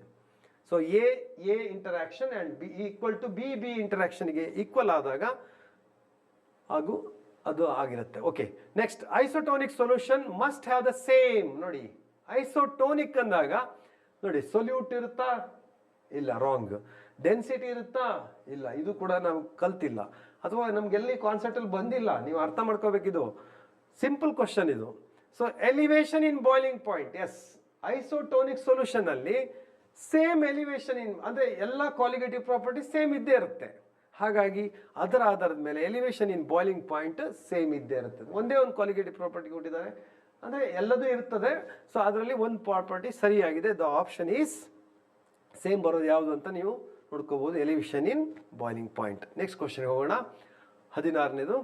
So KH value for AR ನೋಡಿ ಇಲ್ಲಿ ಒಂದು ತಿಳ್ಕೊಳ್ಬೇಕು, ಯಾವುದು ಕಡಿಮೆ ಇದೆ ಯಾವುದು ಜಾಸ್ತಿ ಇದೆ ಅಷ್ಟೇ. ನಿಮ್ಗೆ ಆಗಲೇ ಹೇಳಿದೆ ನಾನು, KH value increases, greater the KH value dissolution ಕಡಿಮೆ ಇರುತ್ತೆ ಅಂತ. ಸೊ ಅದರ ಪ್ರಕಾರ ಏನಾಗುತ್ತೆ ಇಲ್ಲಿ ನೋಡಿ, ಯಾವುದು ಜಾಸ್ತಿ ಇದೆ 40.39 ಹೈಯೆಸ್ಟ್ CH4 ಅದಕ್ಕಿಂತ ಜಾಸ್ತಿ ಇದು ನೋಡಿ CH4 ಇದೆ. ದೆನ್ ಆಪ್ಷನ್ ಯಾವುದಿದೆ ಮತ್ತೆ ಇಲ್ಲಿ ಯಾವುದು, ಒಂದು ನಿಮಿಷ, 40.39 16th question. Next 1.67, 1.83 into 10 to the minus 5, then 0.413. ಇದು ತುಂಬ ಕಡಿಮೆ ಇರುವಂಥದ್ದು, ಇದು ಕರೆಕ್ಟ್ ತಾನೆ? ಸೊ 1.83 ಇಸ್ ಇದು ನಂಬರ್ ನೋಡಿ, ಇಲ್ಲಿ ಕನ್ಫ್ಯೂಷನ್ ಫಾಸ್ಟ್ ಮಾಡ್ಲಿಕ್ಕೆ ಹೋಗಬಾರ್ದು, ಯಾಕಂದ್ರೆ ಇದು 1 2 ಯಾವುದಂತ ನೋಡ್ಕೋಬೇಕಾಗತ್ತೆ. ಸೊ ಆರ್ಗನ್ ಕಾರ್ಬನ್ ಡೈಆಕ್ಸೈಡ್ ನೋಡಿ ಇಲ್ಲಿ, ಫಾರ್ಮಾಲ್ಡಿಹೈಡ್, ಆಮೇಲೆ ಮಿಥೇನ್ ನೋಡಿ HCHO CH4 ಮೀಥೇನ್. ಸೊ 4 ಇದೆ, 1 2 3 ಲೆಕ್ಕದಲ್ಲಿ ಇಲ್ಲಿ ಯಾವ್ದು ಫಸ್ಟ್ ಬರಿತೀವಿ ನೋಡಿ, ಕಡಿಮೆ ಇರೋದು ಯಾವುದು? AR ಇದು 40.39, ಸಾರಿ AR ಇದು 40.39. ನೆಕ್ಸ್ಟ್ CO2 1.67, ಆಮೇಲೆ HCHOದು 1.83 into 10 to the power minus 5. ಅತ್ಯಂತ ಕಡಿಮೆ ಇರೋದು ಯಾವುದು? ಇದು ನೋಡಿ 10 to the power minus 5 ಇದೆ. ಸೊ ಹಾಗಾಗಿ ಮೂರನೇ ಆಪ್ಷನ್ ಯಾವುದು? HCHO ಎಲ್ಲಿದೆ ನೋಡಿ, ಅದು ತೀರಾ ಕಡಿಮೆ, ಅಂದರೆ ಅವಾಗ ಅದು ಜಾಸ್ತಿ ಆಗುತ್ತೆ. ಅಂದರೆ ಇಲ್ಲಿ ಯಾವುದು ಕಡಿಮೆ ಇದೆ ಅದು ಏನಾಗುತ್ತೆ? ಡಿಸಲ್ಯೂಷನ್ ಆಗುತ್ತೆ. ಇಲ್ಲಿ ಇನ್ಕ್ರೀಸಿಂಗ್ ಸೊಲ್ಯುಬಿಲಿಟಿ ಅಂತ ಹೇಳಿದ್ದಾರೆ, ಜಾಸ್ತಿ ಸೊಲ್ಯೂಷನ್ ಇದು. ಸೊ ಆಪ್ಷನ್ ಇದನ್ನು ತಗೋಬಹುದು, ಇಲ್ಲಿ ನೋಡ್ಕೋಬಹುದು, ಇಲ್ಲಿ ನೋಡ್ಕೋಬಹುದು. ಸೊ ಅಟ್ ದ ಎಂಡ್ ಅಥವಾ ಸ್ಟಾರ್ಟಿಂಗ್ ಅಲ್ಲಿ ನೋಡ್ಕೋಬಹುದು. ಅದರ ಪ್ರಕಾರ ಕಡಿಮೆ ಡಿಸಲ್ಯೂಷನ್ ಇದರಲ್ಲಿ. ಸೊ ಆಪ್ಷನ್ ಯಾವ್ದು ಬರುತ್ತೆ ಅಂತ ನೀವು ಅಬ್ಸರ್ವ್ ಮಾಡ್ಕೊಳ್ಳಿ. ಸೊ ಆನ್ಸರ್ ಸಿ ಅಂತ ಗೊತ್ತಾಯ್ತು ನಿಮಗೆ ನೋಡಿ. ಆಗ್ಲೇ ಹೇಳಿದೆ, ಆರ್ಗನ್ ಮತ್ತೆ ನೆಕ್ಸ್ಟ್ ಫಾರ್ಮಾಲ್ಡಿಹೈಡ್, ಅಲ್ಲಿ ಡಿಸಲ್ಯೂಷನ್ ಬೇಗ ಆಗುತ್ತೆ. ಓಕೆ, ನೆಕ್ಸ್ಟ್ ಇಲ್ಲಿ ನೋಡಿ, ಇದೊಂದು ಕ್ವಶನ್ ನನಗೆ ತುಂಬ ಆಶ್ಚರ್ಯ ಉಂಟು ಮಾಡಿತು. ಆದರೆ ನಿಮ್ಮ ಟೆಕ್ಸ್ಟ್ ಬುಕ್ನಲ್ಲಿ ಒಂದು ಟೇಬಲ್ ಕೊಟ್ಟಿದ್ದಾನೆ. ಸೊ ಟೇಬಲ್ನಲ್ಲಿ ಏನು ಮಾಡಿದ್ದಾನೆ, ಈ ರೀತಿ 0.1 m ಡೈಲ್ಯೂಷನನ್ನು ಕೊಟ್ಟಿದ್ದಾನೆ, ಮತ್ತು NaCl ಹೀಗೆ ಮಾಡಿದ್ದಾನೆ. ಇದಕ್ಕೆ ಒಂದು ಕ್ವಶನ್ ಮಾಡಿದ್ದಾರೆ, ಬಟ್ ಅಲ್ಲಿ ಕೆಳಗಡೆ ಒಂದು ಸ್ಟಾರ್ ಮಾರ್ಕ್ ಹಾಕಿ ಕಂಪ್ಲೀಟ್ ಡಿಸೋಸಿಯೇಷನ್ ಅಂತ, ಅಲ್ಲಿ ಕಂಪ್ಲೀಟ್ ಡಿಸೋಸಿಯೇಷನ್ ಅಂತ ಬರೆದಿದ್ದಾರೆ. ನೀವು ನೋಡ್ಬೋದು ಟೇಬಲನ್ನು ಬೇಕಾದರೆ, ಇಲ್ಲಿ ನೋಡಿ, ಇಲ್ಲಿ ನೀವು ಅಬ್ಸರ್ವ್ ಮಾಡ್ಬೋದು ನೋಡಿ. ಈ ಟೇಬಲ್ನಲ್ಲಿ represent 1 I values for incomplete dissociation ಅಂತ ಬರೆದಿದ್ದಾರೆ ನೋಡಿ. ಇದೆಲ್ಲ I ವ್ಯಾಲ್ಯೂಗಳನ್ನು, ಈ ಎಲ್ಲ I ವ್ಯಾಲ್ಯೂಗಳನ್ನು ಇನ್ಕ್ರೀಸಿಂಗ್ ಅಲ್ಲಿ ಇದೆ, ಬಟ್ ಇದೆಲ್ಲ ಕೂಡ ಇನ್ಕಂಪ್ಲೀಟ್ ಡಿಸೋಸಿಯೇಷನ್ಗೆ ಅವ್ರು ಕೇಳ್ತಿರೋದು ನೋಡಿ. ಕ್ವಶನ್ನು ನೋಡಿ, ಇದ್ರ ಮೇಲೆ ಕ್ವಶನ್ ಮಾಡಿದ್ದಾರೆ. We have 3 aqueous solution of 0.1 m, 0.01 m and 0.001 m respectively. The Van't Hoff factor for these solution ಅಂತ ಕೇಳಿದಾಗ ಅಲ್ಲಿ ಏನಾಯಿತು? So NaCl electrolyte, complete strong electrolyte. So ಹಾಗಾಗಿ ಅದೇನಾಗುತ್ತೆ, ಕಂಪ್ಲೀಟ್ ಡಿಸೋಸಿಯೇಷನ್ ಆಗೋದ್ರಿಂದ ನೀವೇನು ಮಾಡಬೇಕು, ಇಲ್ಲಿ ಈ ವ್ಯಾಲ್ಯೂಯನ್ನು ನೋಡಿಕೊಂಡು ಟೇಬಲಲ್ಲಿ ಇದೆ ಅಂತೇಳಿ ಇನ್ಕ್ರೀಸಿಂಗ್ ಆರ್ಡರ್ ಇದೆ ಅಂತೇಳಿ ರೈಟ್ ಹಾಕಂಗಿಲ್ಲ. ಸೊ ಆವಾಗ ಸೊ ಆನ್ಸರ್ ಏನು ಬರುತ್ತೆ? IA is equal to IB, ಅಂದರೆ ಎಲ್ಲ ಈಕ್ವಲ್ ಆಗಿಬಿಡುತ್ತೆ. ABC ಅಲ್ಲಿ ಕೂಡ ಕಂಪ್ಲೀಟ್ ಡಿಸಲ್ಯೂಷನ್ ಆಗುತ್ತೆ. ಎಲ್ಲ ಸೊಲ್ಯೂಷನ್ನಲ್ಲೂ ಡಿಸಲ್ಯೂಷನ್ ಆಗೋದ್ರಿಂದ ಅಲ್ಲಿ ಏನಾಗುತ್ತೆ, ಕಂಪ್ಲೀಟ್ ಡಿಸೋಸಿಯೇಷನ್ ಆದ್ರಿಂದ ನಾವೇನು ಮಾಡಬೇಕು? ಕಂಪ್ಲೀಟ್ ಡಿಸಲ್ಯೂಷನ್ ಅಲ್ಲ, ಡಿಸೋಸಿಯೇಷನ್ ಆಗಿದ್ದರಿಂದ ಸೊ ಆನ್ಸರ್ ಏನಾಗುತ್ತೆ?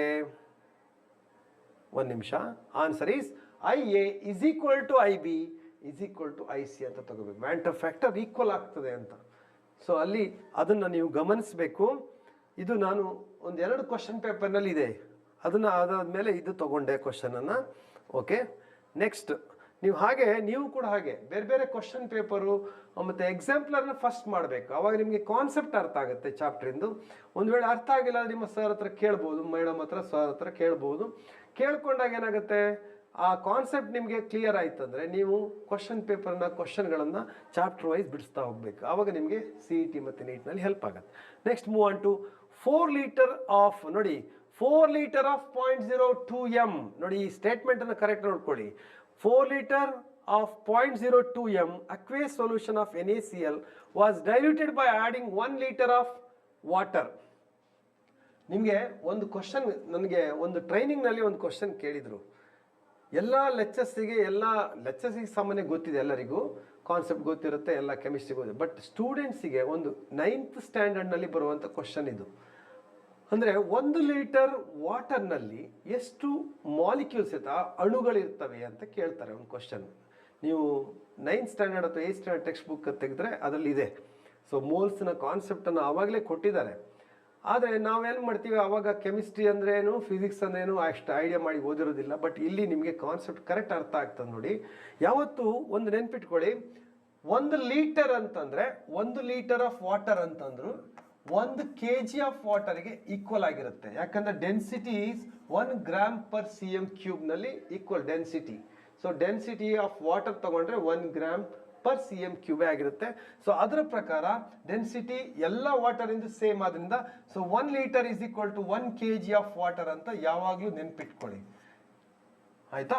So 1 litre is equal to 1 kg ಆದರೆ ನಿಮ್ಗೆ ಇನ್ನೊಂದು ಫಾರ್ಮುಲಾವನ್ನು ಹೇಳ್ಕೊಡ್ತೇನೆ. ನಿಮ್ಗೆ ನೋಡಿ ನಿಮ್ಮ ಸರ್ ಹೇಳ್ಕೊಟ್ಟಿರ್ಬೋದು, ಆದರೂ ಕೂಡ ಯಾವಾಗಲೂ ನೆನ್ಪಿಟ್ಕೊಳ್ಳಿ ಮಕ್ಕಳೇ. ಸೊ ಟ್ರಯಾಂಗಲ್ ಫಾರ್ಮುಲಾ ಅಂತ.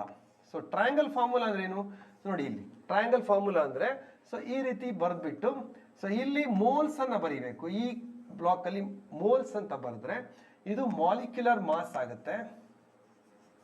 ಇಲ್ಲಿ ಮಾಸ್ ಬೈ ಮಾಲಿಕ್ಯುಲರ್ ಮಾಸ್ ನೋಡಿ, ಇದು ಡಿವೈಡ್ ಬೈ ಅಂತ ಲೆಕ್ಕ. ನಿಮಗೆ ಮೋಲ್ಸ್ ಬೇಕಾದಾಗ mass divided by molecular mass ಮಾಡ್ಕೋಬೇಕು. Moles is equal to mass divided by molecular mass. ಹಾಗೇನೆ ಮಾಲಿಕ್ಯುಲರ್ ಮಾಸ್ ಬೇಕಾದಾಗ ಮಾಸ್ ಬೈ ಮಾಲ್ಸ್ ಅದನ್ನ ಮಾಡ್ಕೋಬಹುದು. ಅಥವಾ ಮಾಸ್ ಮಾತ್ರ ಬೇಕಾದಾಗ ಮೋಲ್ಸ್ ಅನ್ನ ಮಾಲಿಕ್ಯುಲರ್ ಮಾಸ್ಗೆ ಮಲ್ಟಿಪ್ಲೈ ಮಾಡಬೇಕು. ಸೊ ಇಲ್ಲಿ ನೀವು ಇದು ಅಬ್ಸರ್ವ್ ಮಾಡಬೇಕಾಗಿದೆ. ಯಾಕೆಂದ್ರೆ ನಾನು ಹೇಳ್ತಿದ್ದೀನಿ ಅಂದ್ರೆ ಸಾಲ್ವೆಂಟ್ ಇರ್ಬೋದು, ಸೊಲ್ಯೂಟ್ ಇರ್ಬೋದು. ನಿಮಗೆ ಕೆಮಿಸ್ಟ್ರಿಯಲ್ಲಿ ಯಾವುದನ್ನೇ ಗ್ರಾಮ್ನಲ್ಲಿ ಕೊಡಲಿ, ಕೆ ಜಿಯಲ್ಲಿ ಕೊಡಲಿ, ಮಾಸನ್ನು ಕೊಟ್ಟಾಗ ನೀವು ನೇರವಾಗಿ ತಗೊಂಡೋಗಿ ಲೆಕ್ಕ ಮಾಡಲಿಕ್ಕೆ ಮಾಸನ್ನು ಬಿಡೋಕ್ಕಾಗಲ್ಲ. So you have to convert into ಮೋಲ್ಸಿಗೆ ಕನ್ವರ್ಟ್ ಮಾಡಿ ಆ ಮೋಲ್ಸಿನ ಆಧಾರದ ಮೇಲೆ ಕೆಮಿಸ್ಟ್ರಿ ಎಲ್ಲ ಪ್ರಾಬ್ಲಮ್ಸನ್ನು ಮಾಡುವಂಥದ್ದು. ಸೊ ಹಾಗಾಗಿ ನೀವೇನು ಮಾಡಬೇಕು, ಕೊಟ್ಟಿರುವ ಮಾಸನ್ನು ಯಾವುದೇ ಒಂದು ಎಲಿಮೆಂಟ್ ಆಗಿರಲಿ, ಕಾಂಪೌಂಡ್ ಆಗಿರಲಿ ಕೊಟ್ಟಾಗ ಸೊ ಅದರದ್ದು ಮಾಸ್ ಅನ್ನ ಕೊಟ್ಟಿರ್ತಾರೆ, ನೀವು ಅದನ್ನ ಮೋಲ್ಸಿಗೆ ಕನ್ವರ್ಟ್ ಮಾಡೋದು ಹೇಗೆ? So mass divided by molecular mass. Triangle formula ಅಂತ ನೆನ್ಪಿಟ್ಕೊಳ್ಳಿ, ಯಾವಾಗಲೂ ಬರ್ದಿಟ್ಕೊಳ್ಳಿ ಇದನ್ನ. Mass divided by molecular mass, moles ಬೇಕಾದಾಗ. ಇದು ಮೂರರಲ್ಲಿ ಯಾವ್ದನ್ನ ಬೇಕಾದ್ರೂ ತಗೋಬಹುದು ನೀವು. ಸೊ ಹಾಗಾಗಿ ಇಲ್ಲಿ 1 kg ಆಫ್ ವಾಟರ್ ಅಂತಂದ್ರೆ ಮಾಸ್ ಅನ್ನ 1 kg ಅಂತ ತಗೊಂಡ್ರೆ ಅಥವಾ 1000 ಗ್ರಾಮ್ ಅಂತಾನು ತಗೋಬಹುದು ನೀವು, ಯಾಕಂದ್ರೆ ಇಲ್ಲಿ ಗ್ರಾಮ್ ಬರ್ದಿರ್ತೀರಿ. ಸೊ ಹಾಗಾಗಿ 1000 ಗ್ರಾಮ್ ಅಂತ ತಗೊಳ್ಳಿ. kg ಅಂದ್ರೆ kilo means 1000. So 1000 gram divided by molecular mass of water is H2O. So H2O molecular mass ಗೊತ್ತು ನಿಮಗೆ 18 ಗ್ರಾಮ್. 1 ಮೋಲಾರ್ ಮಾಸ್ ಅಥವಾ ಮಾಲಿಕ್ಯುಲರ್ ಮಾಸ್ ಹೆಂಗ್ ಬೇಕಾದ್ರೆ ತಗೊಳ್ಳಿ, ತೊಂದರೆ ಇಲ್ಲ. 1 ಅಂತ ತಗೊಂಡಾಗ ಸೊ 18 ಗ್ರಾಮ್ ಅಂತ ಮಾಡಿದ್ರೆ ದೆನ್ ಇದು ನಿಮ್ಗೆ ಗೊತ್ತಿರಬೇಕು, ಯಾವಾಗಲೂ ನೀವು ಇದನ್ನು ಕಲ್ತ್ಕೊಂಡಿರ್ಬೇಕು. 1 ಲೀಟರ್ ಆಫ್ ವಾಟರ್ನಲ್ಲಿ how much moles? It is 55.55 moles ಅಂತ ನೆನ್ಪಿಟ್ಕೊಳ್ಳಿ. ಸಾಲ್ವೆಂಟ್ ವಾಟರ್ನ ಒಂದು ಮೋಲ್ಸ್ ಅನ್ನ ಕರೆಕ್ಟ್ ಆಗಿ ನೆನ್ಪಿಟ್ಕೊಳ್ಬೇಕು. ಇದು ಬೇರೆ ಬೇರೆ ಪ್ರಾಬ್ಲಮ್ಗಳಲ್ಲಿ ಬರ್ತದೆ. ಸೊ ಹಾಗಾಗಿ ನೆನ್ಪಿಟ್ಕೊಳ್ಳಿ. ಸೊ ಇಲ್ಲಿ ಏನ್ ಹೇಳ್ತಾ ಇದ್ದಾರೆ, ಸೊ ಬರೀ ಇದು ನೋಡಿ 1 ಲೀಟರ್ ಆಫ್ ಬದಲಿಗೆ 0.02 m ಅಂತ ಕೊಟ್ಟಿದ್ರೆ ಇದು molarity per litre, mole per litre. ಆಗ್ಲೇ ನಾನು ಹೇಳಿದೆ m is equal to mole per litre ಆಗುತ್ತೆ ಅಲ್ವಾ. ಬಟ್ ಇಲ್ಲಿ 4 ಲೀಟರ್ ಕೊಟ್ಟಿದ್ರಿಂದ ನೀವೇನಾಗುತ್ತೆ 0.02. ಈಗ ನಾವು ಹೀಗೆ ತಗೊಳ್ಳಿ, ಇಲ್ಲಿ N2 ಅಥವಾ ಮೋಲ್ಸ್ ಅಂತ ತಗೊಂಡ್ರೆ N2 ಅಂತ ತಗೊಳ್ಳಿ. ಸೊ N2 ಅಂತ ತಗೊಂಡ್ರೆ NaCl N2, ಸೊಲ್ಯೂಟ್ ಅನ್ನ N2 ಅಂತ ತಗೋಬೇಕು, ನಂಬರ್ 2 ಅಂತ ತಗೊಂಡ್ರೆ N2 ಈಸ್ ಈಕ್ವಲ್ ಟು ಏನಾಗುತ್ತೆ ಮೊಲಾರಿಟಿಯನ್ನೇ ಫಾರ್ಮುಲಾ ತಗೊಳ್ಳಿ. Molarity is equal to number of moles of solute divided by volume of solution in litres. Volume in litres ತಗೊಳ್ತಾರೆ. So N2 by actually capital M is equal to N2 by litre ಅಂತ ಬರೆಯೋಣ ಈಗ. Okay, ಎಷ್ಟು litre ಇದು? 4 litre. So ಈಗ ನಾನು ಇಲ್ಲಿ ಬರಿತೀನಿ M is equal to N2. ನನಗೆ ನಂಬರ್ ಆಫ್ ಮೋಲ್ಸ್ ಗೊತ್ತಿಲ್ಲ, ಯಾಕಂದ್ರೆ ಇದು ತೂಕ ಗೊತ್ತಿಲ್ಲ ನೋಡಿ, ಇದ್ರದ್ದು ವೆಯ್ಟ್ ಗೊತ್ತಿಲ್ಲ. ಹಾಗಾಗಿ N2 by V ಅಂದ್ರೆ 4 ಲೀಟರ್ ಅಂತ ಬರಿತೀನಿ. ಸೊ M ಗೊತ್ತಿದೆ ಎಷ್ಟು? It is equal to 0.02. So 0.2 m ಆದ್ರಿಂದ ಸೊ ಮೋಲ್ ಪರ್ ಲೀಟರ್ ತಗೊಂಡ್ರೆ ಮೋಲ್ ಪರ್ ಲೀಟರ್ ಅಂತ ತಗೊಂಡ್ರೆ ಇಂಟು ಇದು 4 ಲೀಟರ್. ಸೊ ಸೊ 4 ಲೀಟರ್ ಮಾಡಿದಾಗ then litre cancels, then it will be N2 is equal to ಎಷ್ಟು ಬಂತು? So that is equal to 0.08 ಬರುತ್ತೆ 4 ಇಂದ ಮಲ್ಟಿಪ್ಲೈ ಮಾಡಿದಾಗ. ಬಟ್ ಇಲ್ಲಿ ಕೇಳ್ತಿರೋದೇನು ನೋಡಿ, aqueous solution of is diluted to adding water, ಆಗ 5 ಲೀಟರ್ ಆಗುತ್ತೆ. 5 ಲೀಟರ್ ಅಂದರೆ 5 kg. ಓಕೆ, ಸೊ 5 kg ಆಗುತ್ತೆ. ಆವಾಗ ಮೊಲಾಲಿಟಿ ಕಂಡುಹಿಡೀರಿ ಅಂತ ಹೇಳ್ತಾರೆ. The molality of resultant solution. ಒಂದು ನಿಮಿಷ ಇದನ್ನು rub ಮಾಡ್ಕೊಡ್ತೇನೆ.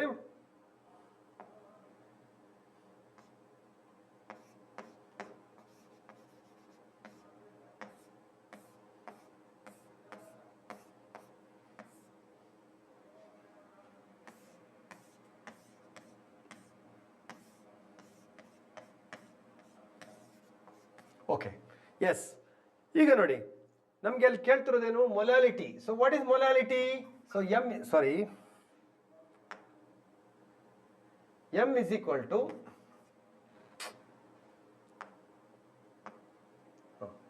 small m is equal to N2 by volume of mass of solvent in kg ಲೆಕ್ಕದಲ್ಲಿ ಇಲ್ಲಿ 5 kg ಕೊಟ್ಟಿದ್ದಾರೆ. ಸೊ ಹಾಗಾಗಿ 5 kg of water. So 5 kg ಅಂತ ತಗೊಂಡ್ರೆ ಆವಾಗ ಏನಾಗುತ್ತೆ? M is equal to 4 + 1 ಮಾಡಿದ್ದಾರೆ, ಅಲ್ಲಿ 1 ಲೀಟರ್ ಡೈಲ್ಯೂಟ್ ಮಾಡಿದ್ದಾರೆ, ಹಾಗಾಗಿ 5 ತಗೊಂಡಿದ್ದೀನಿ. 5 litre is equal to 5 kg ಅನ್ನೋ ಲೆಕ್ಕದಲ್ಲಿ. ಸೊ ಆವಾಗ ಏನಾಗುತ್ತೆ? So M is equal to N2 ಎಷ್ಟು ಅಂತ ಬಂದಿದೆ? 0.08 ಅಂತ ಬಂದಿದೆ. ಡಿವೈಡ್ ಮಾಡಿದಾಗ 5 ನಿಂದ ಡಿವೈಡ್ ಮಾಡಿ.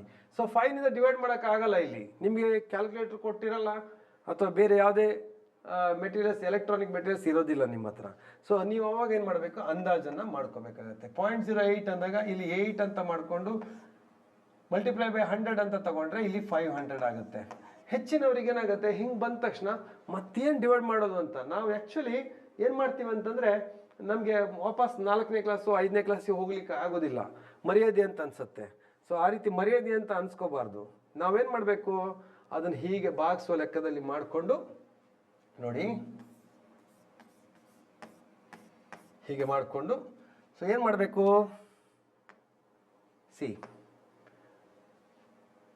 8 ಅಂತ ಬರ್ಕೊಂಡು ಹೀಗೆ ಬರ್ಕೊಂಡು 500 ಅಂತ ಬರ್ಕೊಂಡ್ರೆ ನಿಮ್ಗೆ ಅವಾಗ ಗೊತ್ತಾಗತ್ತೆ ಎಷ್ಟಕ್ಕೆ ಇದು ಮಾಡಬೇಕು. ಸೊ ಪಾಯಿಂಟ್ ನೀವು ಹಾಗೆ ತಗೊಂಡ್ರೆ 0.0 ಪಾಯಿಂಟ್ ಹಾಕಿದಾಗ 80 ಆಯಿತು, 0.0 ಹಾಕಿದಾಗ 800 ಆಗುತ್ತೆ.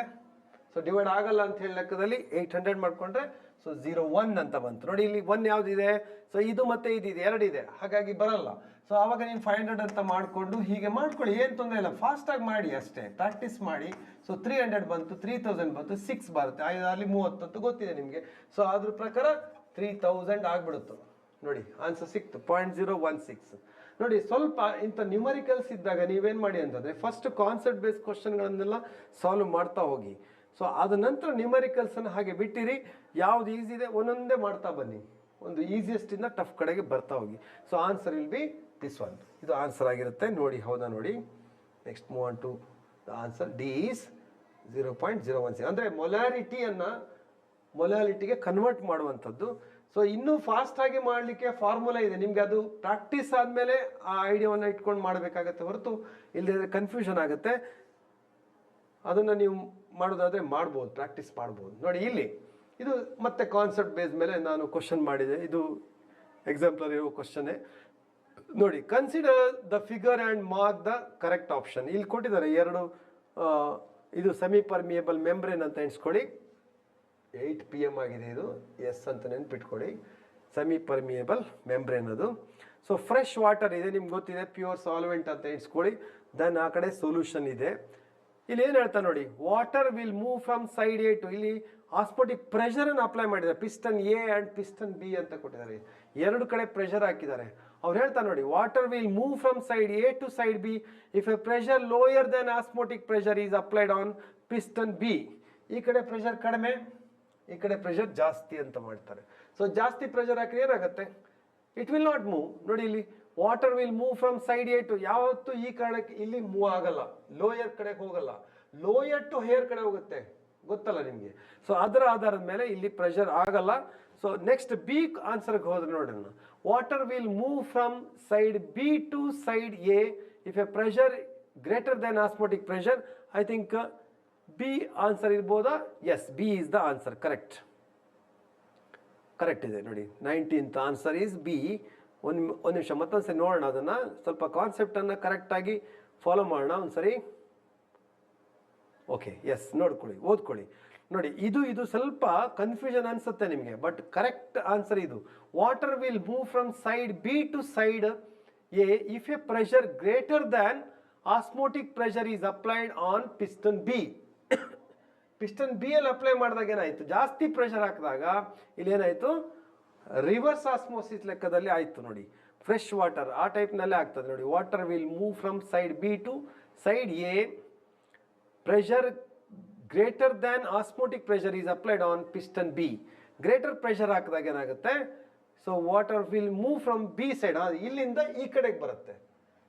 ಇದು ಏನಾಗುತ್ತೆ, ಒಂಥರ ರಿವರ್ಸ್ ಆಸ್ಮೋಸಿಸ್, ಫ್ರೆಶ್ ಅಂದರೆ ಕ್ಲೀನ್ ವಾಟರನ್ನು ತಗೊಳ್ಳಿಕ್ಕೋಸ್ಕರ ಆ ಟೈಪ್ನಲ್ಲೇ ರಿವರ್ಸ್ ಆಸ್ಮೋಸಿಸ್ ಬೇಸ್ ಮೇಲೆ ಮಾಡಿದ್ದಾರೆ. ನೆಕ್ಸ್ಟ್ ಕ್ವಶನಿಗೆ ಹೋಗೋಣ. ಮತ್ತು ಬೇರೆ ಕಾನ್ಸೆಪ್ಟ್ಗಳನ್ನು ಸ್ವಲ್ಪ ಓದಿ, ನೀವು ಟೈಮ್ ಇದ್ದಾಗ ಓದ್ಕೊಳ್ಳಿ. Okay, next. A 6% solution of urea is isotonic with 6% solution of urea is isotonic with ಯಾವುದು ಅಂತ ಕೇಳಿದ್ರೆ ನೋಡಿ. 6% ಅಂದ ತಕ್ಷಣ ನೀವೇನು ಮಾಡಬೇಕು, 6% ಆಫ್ ಯೂರಿಯಾ. ನೋಡಿ, ಆಗಲೇ ಹೇಳಿದೆ ನಾನು, ಯೂರಿಯಾ ಫಾರ್ಮುಲಾ, ಕೆಲವೊಂದು ಫಾರ್ಮುಲಾಗಳನ್ನು ನೀವು ಕಲ್ತ್ಕೊಂಡಿರ್ಬೇಕು. ಯೂರಿಯಾ, ಬೆನ್ಝೀನು, ಇದರದ್ದು ಮಾಲಿಕ್ಯುಲರ್ ಫಾರ್ಮುಲಾಗಳೆಲ್ಲ ಸ್ವಲ್ಪ ನೀವು ಬರೆದುಕೊಂಡು ಪ್ರಾಕ್ಟೀಸ್ ಮಾಡಿ ಇಟ್ಕೋಬೇಕು. ಸೊ ಯೂರಿಯಾ ಬಂದ ತಕ್ಷಣ ನಿಮಗೆ ಗೊತ್ತುಂಟು, NH2CO NH2 ಬರ್ಕೊಂಡ್ಬಿಟ್ರೆ ಆಯ್ತು. ಸೊ ಇದ್ರ ಪ್ರಕಾರ ಇದರದ್ದು ಮಾಲಿಕ್ಯುಲರ್ ಮಾಸ್ ಲೆಕ್ಕ ಹಾಕಿದರೆ 60 ಗ್ರಾಮ್ ಪರ್ ಮೋಲ್ ಬರುತ್ತೆ ಅಲ್ವಾ? ಇದು ನಿಮ್ಗೆ ಗೊತ್ತಿದೆ. ಫಸ್ಟ್ ಚಾಪ್ಟ್ರಲ್ಲಿ ಆರ್ಗ್ಯಾನಿಕ್ ಕೆಮಿಸ್ಟ್ರಿಯಲ್ಲಿ ಫಸ್ಟ್ ಇಯರ್ನಲ್ಲಿ ಫಸ್ಟ್ ಚಾಪ್ಟ್ರಲ್ಲಿ ಯೂರಿಯಾ ಪ್ರಿಪ್ರೇಷನನ್ನು ನೋಡಿದ್ದೀರಿ ನೀವು. ಅಲ್ಲಿ ಅದು 6% ಅಂತ ಬಂದ ತಕ್ಷಣ 6 ಗ್ರಾಮ್ ಇನ್ 100 ಗ್ರಾಮ್. ನೋಡಿ, ಇದು ಸೊಲ್ಯೂಟು, ಇದು ಸಾಲ್ವೆಂಟು. ಅಲ್ಲಿ ಕೇಳ್ತಿರೋದೇನು, ಐಸೋಟೋನಿಕ್ 1m. ನೋಡಿ, ಮೊಲಾರಿಟಿಗೆ ಈಕ್ವಲ್ ಮಾಡಬೇಕಂತ. ಸೊ 1m ಈಕ್ವಲ್ ಆಗುತ್ತಾ 0.05 ಕ್ಯಾಪಿಟಲ್ ಲೆಟರ್ ಬಂದಿರೋದ್ರಿಂದ ಇದು ಎಮ್ಮಿಗೆ ಈಕ್ವಲೆಂಟ್. 6% ಆಗಲಿಕ್ಕೆ ಸಾಧ್ಯ ಇಲ್ಲ. 6% ಚೇಂಜಸ್ ಆಗುತ್ತೆ. ಗ್ಲೂಕೋಸ್ ಬೇರೆ, ಮಾಲಿಕ್ಯುಲರ್ ಫಾರ್ಮುಲಾ ಬೇರೆ ಇರೋದ್ರಿಂದ ಸೊ ಅದು 100% ಬೇರೆ ಆಗಿರುತ್ತೆ. 25% ಕೂಡ ಆಗ್ಲಿಕ್ಕೆ ಸಾಧ್ಯ ಇಲ್ಲ. ಸೊ ಹಾಗಾಗಿ ಇದೆರಡರಲ್ಲಿ ಯಾವ್ದಾದ್ರು ಒಂದು ಆನ್ಸರ್ ಇರ್ಬೋದಾ ನೋಡೋಣ. ಸೊ 6 ಗ್ರಾಮ್ ಸೊಲ್ಯೂಟ್ ಅಂತ 6 ಗ್ರಾಮ್ ಅನ್ನು ನಾವು ಯೂರಿಯಮನ್ನು 6/60 ಮಾಡ್ಕೋಬೇಕು. ಗೊತ್ತುಂಟಲ್ಲ, ಟ್ರಯಾಂಗಲ್ ಫಾರ್ಮುಲಾವನ್ನು ಯೂಸ್ ಮಾಡಿದ್ರೆ ಸೊ ಮೋಲಿಗೆ ಕನ್ವರ್ಟ್ ಆಗುತ್ತೆ. ಸೊ ಮೋಲಿಗೆ ಕನ್ವರ್ಟ್ ಮಾಡ್ಬೇಕಾದ್ರೆ ಮಾಸ್ ಬೈ ಮಾಲಿಕ್ಯುಲರ್ ಮಾಸ್ ತಗೊಂಡ್ರೆ 6/60. ಸಾರಿ ಮೇಡಮ್, ಏನು? ಓಕೆ, ಎಸ್, 6/60 ತಗೊಂಡ್ರೆ it will B 0.1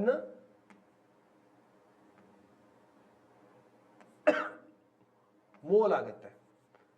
so mole number of moles ಏನಾಯಿತು, 6/60 ಗ್ರಾಮ್ ಲೆಕ್ಕದಲ್ಲಿ. ಗ್ರಾಮ್ ಕ್ಯಾನ್ಸಲ್ ಮಾಡ್ಕೊಳ್ಳಿ ಬೇಕಿದ್ರೆ, ಇದು ಕ್ಯಾನ್ಸಲ್ ಮಾಡಿ. 6/60 ಮೀನ್ಸ್ 1/10 ಆಗುತ್ತೆ. ಸೊ 1/10 ಮೀನ್ಸ್ 0.1 ಆಗುತ್ತೆ. ಈಗ ನಾವೀಗ ಇದಕ್ಕೆ ತಗೊಂಡ್ರೆ, ಯಾವುದು, ವಾಟರ್ ತಗೊಂಡ್ರೆ ನಿಮಗೆ ಮೊಲಾರಿಟಿ ಫಾರ್ಮುಲಾ ಗೊತ್ತು. Molarity is equal to number of moles of solute divided by, moles ಅಂದರೆ ಇದು N2, it is N2 taken as N2 divided by volume of solution litre.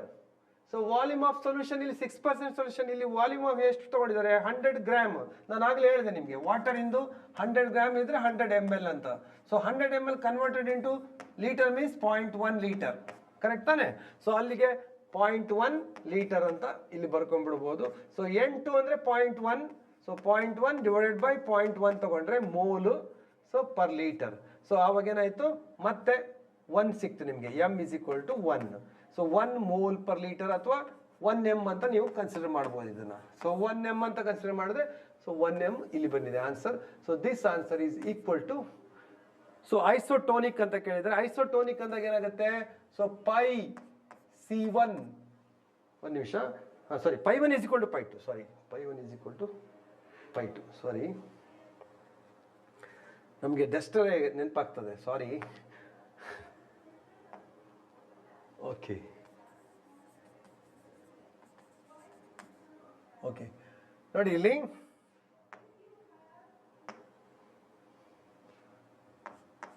pi1 is equal to pi2. Osmotic pressure are equal. So then it is called an isotonic ಅಂತ. So pi1 is equal to pi2 ತಗೊಂಡ್ರೆ ನೀವು ಹೀಗೂ ತಗೋಬಹುದು. I1 C1 RT is equal to I2 C2 RT ಅಂತ ಈ ಫಾರ್ಮುಲಾನು ಕೂಡ ನೆನ್ಪಿಟ್ಕೋಬಹುದು ನೀವು. ಅದಕ್ಕೋಸ್ಕರ ಬರ್ದಿದ್ದು ನಾನು. ಸೊ ಆ ಲೆಕ್ಕದಲ್ಲಿ ಐಸೋಟೋನಿಕ್ ಅನ್ನು ನೀವು ಕನ್ಸಿಡರ್ ಮಾಡ್ಬೋದು. ಸೊ ಇಲ್ಲಿ ಏನಾಗುತ್ತೆ, ಆರ್ ಟಿ ಅನ್ನು ನೀವು ಬಿಟ್ಬಿಡ್ಬೋದು. ಆರ್ ಟಿ ಅನ್ನು ನೀವು ಎರಡು ಕಡೆ ಕಾನ್ಸ್ಟೆಂಟ್ ಇರೋದ್ರಿಂದ ಕ್ಯಾನ್ಸಲ್ ಮಾಡಿದ್ರೆ C1 is equal to C2 ಅಂತ ನೋಡಿ, ಇದು ಐಸೋಟೋನಿಕ್ ಆಗ್ತದೆ ಅವಾಗ. So 1m is equal to 1m. So 6% is equal to 1mಗೆ ಈಕ್ವಲ್ ಆಗಿದೆ. C1 ಕಾನ್ಸಂಟ್ರೇಷನ್, ಇದರ ಕಾನ್ಸಂಟ್ರೇಷನ್ನು ಇದರ ಕಾನ್ಸಂಟ್ರೇಷನ್, ಇದು C1 ಅಂತ ತಗೊಂಡ್ರೆ ಇದು C2 ಅಂತ ತಗೊಂಡ್ರೆ ಸೊ ಎರಡು ಕೂಡ ಈಕ್ವಲ್ ಆಗಿರುತ್ತೆ. ಮತ್ತೆ ನೀವು ಇಲ್ಲಿ ಗ್ಲೂಕೋಸಿಗೆ ಮಾಲಿಕ್ಯುಲರ್ ಮಾಸ್ ಹಾಕಿ ಮಾಸ್ ಬೈ ಮಾಲಿಕ್ಯುಲರ್ ಮಾಸ್ ಅಥವಾ ಇನ್ನೊಂದೇನೋ ಮೊಲಾರಿಟಿ ಫಾರ್ಮುಲಾಯನ್ನು ಹಾಕ್ಬೇಕಂತೇನಿಲ್ಲ. ಡೈರೆಕ್ಟ್ ಆಗಿ ಈ ಆಧಾರದ ಮೇಲೆ C1 is equal to C2 ಅಂತ ತಗೊಂಡ್ರೆ the answer will be right. Okay, next move on to next question. Okay. Yes. The increase in the temperature of aqueous solution will result in its ನೋಡಿ, temperature ಆಗಲೇ ನಾನು ಬಂದಿತ್ತು ಈ ಕ್ವಶನ್ನು, ನೀವು ಸ್ವಲ್ಪ ಥಿಂಕ್ ಮಾಡಿ. Molarity is inversely proportional to volume. ಅಲ್ಲಿ ಏನಾಗುತ್ತೆ, ಈಗ ವಾಲ್ಯೂಮ್ ಜಾಸ್ತಿ ಆದರೆ ನಿಮಗೆ ಇದರ ಐಡಿಯಾ ಇದ್ದರೆ ನಿಮ್ಗೆ ಗೊತ್ತಾಗ್ತದೆ. ಸೊ ಇನ್ವರ್ಸ್ಲಿ ಪ್ರಪೋರ್ಷನಲ್ ಅಂದ್ರೆ ಏನು, 1/v ಅಂತ ತಗೊಂಡ್ರೆ ಸೊ ಇದು ಜಾಸ್ತಿ ಆದರೆ ಇದು ಕಡಿಮೆ. ಆ ಲೆಕ್ಕದಲ್ಲಿ ಇಲ್ಲಿ ಏನಾಗ್ತದೆ, ಇನ್ಕ್ರೀಸ್ ಇನ್ ಟೆಂಪರೇಚರ್ ಇನ್ಕ್ರೀಸ್ ಮಾಡಿದ ತಕ್ಷಣ ವಾಲ್ಯೂಮ್ ಏನಾಗುತ್ತೆ, ಜಾಸ್ತಿ ಆಗುತ್ತೆ. ಯಾವುದೇ ವಸ್ತುವಿನ ವಾಲ್ಯೂಮ್ ಅನ್ನ ಜಾಸ್ತಿ ಆಗುತ್ತೆ ಟೆಂಪರೇಚರ್, ವಿಕಸನ ಹೊಂದುತ್ತದೆ, ಹಿಗ್ಗುತ್ತದೆ ಅಂತ ನೀವು ಕನ್ನಡ ಮೀಡಿಯಂ ಅವರೆಲ್ಲ ಕೇಳಿರ್ಬೋದು. ಯಾವುದೇ ವಸ್ತು ಹಿಗ್ಗುತ್ತೆ, ತಂತಿಯಲ್ಲಿ ಉದ್ದ ಆಗುತ್ತೆ, ಲೀನಿಯರ್ ಇಂಪ್ರೂವ್ಮೆಂಟ್ ಆಗುತ್ತೆ. ಸೊ ಅದೆಲ್ಲ ನೀವು ಅರ್ಥ ಮಾಡ್ಕೋಬಹುದು. ಅಲ್ಲಿ ವಾಲ್ಯೂಮ್ ಚೇಂಜ್, ಲೆಂತ್ ಚೇಂಜ್, ಒಂದು ಲೆಂತ್ ಚೇಂಜ್ ಆಯ್ತು ಅಂದರೆ length into breath into height ಲೆಕ್ಕದ L³ ತಗೊಂಡ್ರೆ so volume will be changed. So volume increase ಆಯಿತು, ಟೆಂಪರೇಚರ್ ಇನ್ಕ್ರೀಸ್ ಆದರೆ ವಾಲ್ಯೂಮ್ ಇನ್ಕ್ರೀಸ್ ಆಗುತ್ತೆ. ಇದು ಇನ್ಕ್ರೀಸ್ ಆದರೆ ಏನಾಗುತ್ತೆ, ಇದು ಕೂಡ ಕೆಲವರಿಗೆ ನೆನ್ಪಿಟ್ಕೊಳ್ಳೋಕೆ ಕಷ್ಟ. ಸೊ ಆದಾಗ ನೀವೇನು ಮಾಡಿ ಅಂತಂದ್ರೆ ಹೀಗೆ ನೆನ್ಪಿಟ್ಕೊಳ್ಳಿ ನೋಡಿ, ಹಾಫ್ 1/4 1/6 ನೋಡಿ, ಇನ್ಕ್ರೀಸಿಂಗ್ ಡಿನಾಮಿನೇಟರ್. ಹಾಫ್ ಇದ್ದಾಗ ಅರ್ಧ ದೋಸೆ ಅಂತ ಎಣಿಸ್ಕೊಳ್ಳಿ, ಅರ್ಧ ದೋಸೆ. ಸೊ 4 ಬಂದರೆ ಇನ್ಕ್ರೀಸ್ ಆಯಿತು, ಡಿನಾಮಿನೇಟರಲ್ಲಿ ಇನ್ಕ್ರೀಸ್ ಆದರೆ ಕಾಲು ದೋಸೆ ಅಂತ ಆಗುತ್ತೆ. ನೆನ್ಪಿಟ್ಕೊಳ್ಳೋಕೆ ಈಸಿ. ಇದು ಎಕ್ಸಾಮ್ ಟೆನ್ಷನಲ್ಲಿ ಮರ್ತೋಗ್ಬೋದು ಅಥವಾ ನೆನ್ಪಿಟ್ಕೊಳ್ಳೋಕೆ ಈಸಿ ಅಂತ ಈ ನೆನ್ಪಿಟ್ಕೊಳ್ಳಿ ಈ ಫಾರ್ಮುಲಾವನ್ನು. ಅರ್ಧ ದೋಸೆ, ಕಾಲು ದೋಸೆ ಮತ್ತು ಚಿಕ್ಕದು ಮಾಡ್ತಾ ಹೋಗಿ. ಸೊ ಇನ್ಕ್ರೀಸ್ ಕಡಿಮೆ ಆಗಿರುತ್ತೆ ವ್ಯಾಲ್ಯೂ. ಸೊ ಅದರ ಪ್ರಕಾರ ಮೊಲಾರಿಟಿ ಏನಾಗುತ್ತೆ, ಡಿಕ್ರೀಸ್ ಆಗುತ್ತೆ. ಹೌದಾ ನೋಡಿ, ಇನ್ಕ್ರೀಸಿಂಗ್. ಸೊ ಮೊಲಾರಿಟಿ ಇದು ಜಾಸ್ತಿ ಆದರೆ the total value will be decreasing. ನೋಡಿ, ಇದು ಕಡಿಮೆ ಆಗ್ತಾ ಇದೆ ವ್ಯಾಲ್ಯೂ, ಟೋಟಲ್ ವ್ಯಾಲ್ಯೂ ಕಡಿಮೆ ಆಗ್ತಾ ಇದೆ. ಸೊ ಅದರ ಪ್ರಕಾರ molarity decreasing. Okay, next move on to next question. When a non volatile solid is added to pure water it will. ನೋಡಿ, ನಾನ್ ವಾಲಟೈಲ್ ಸಾಲಿಡ್ ನೋಡಿ, ಇದು ಒಂದು ಕ್ವಶನ್ ಎಕ್ಸಾಂಪಲ್ ಇದೆ, 2 ಆಪ್ಷನ್ ಇದೆ. ಕಾಲಿಗೇಟಿವ್ ಪ್ರಾಪರ್ಟಿ ಯಾವಾಗ ತೋರಿಸುತ್ತೆ ಅಂತ ಕಾನ್ಸೆಪ್ಟ್ ಕರೆಕ್ಟ್ ಗೊತ್ತಿರಬೇಕು ನಿಮಗೆ. ನಾನ್ ವಾಲಟೈಲ್ ಸಾಲಿಡ್ ಅಥವಾ non volatile liquid when dissolved in a solvent, ಅಷ್ಟೇ ತಿಳ್ಕೊಂಡ್ಬಿಟ್ರೆ ಸಾಕು ಕಾಲಿಗೇಟಿವ್ ಪ್ರಾಪರ್ಟಿ ಅಂತ.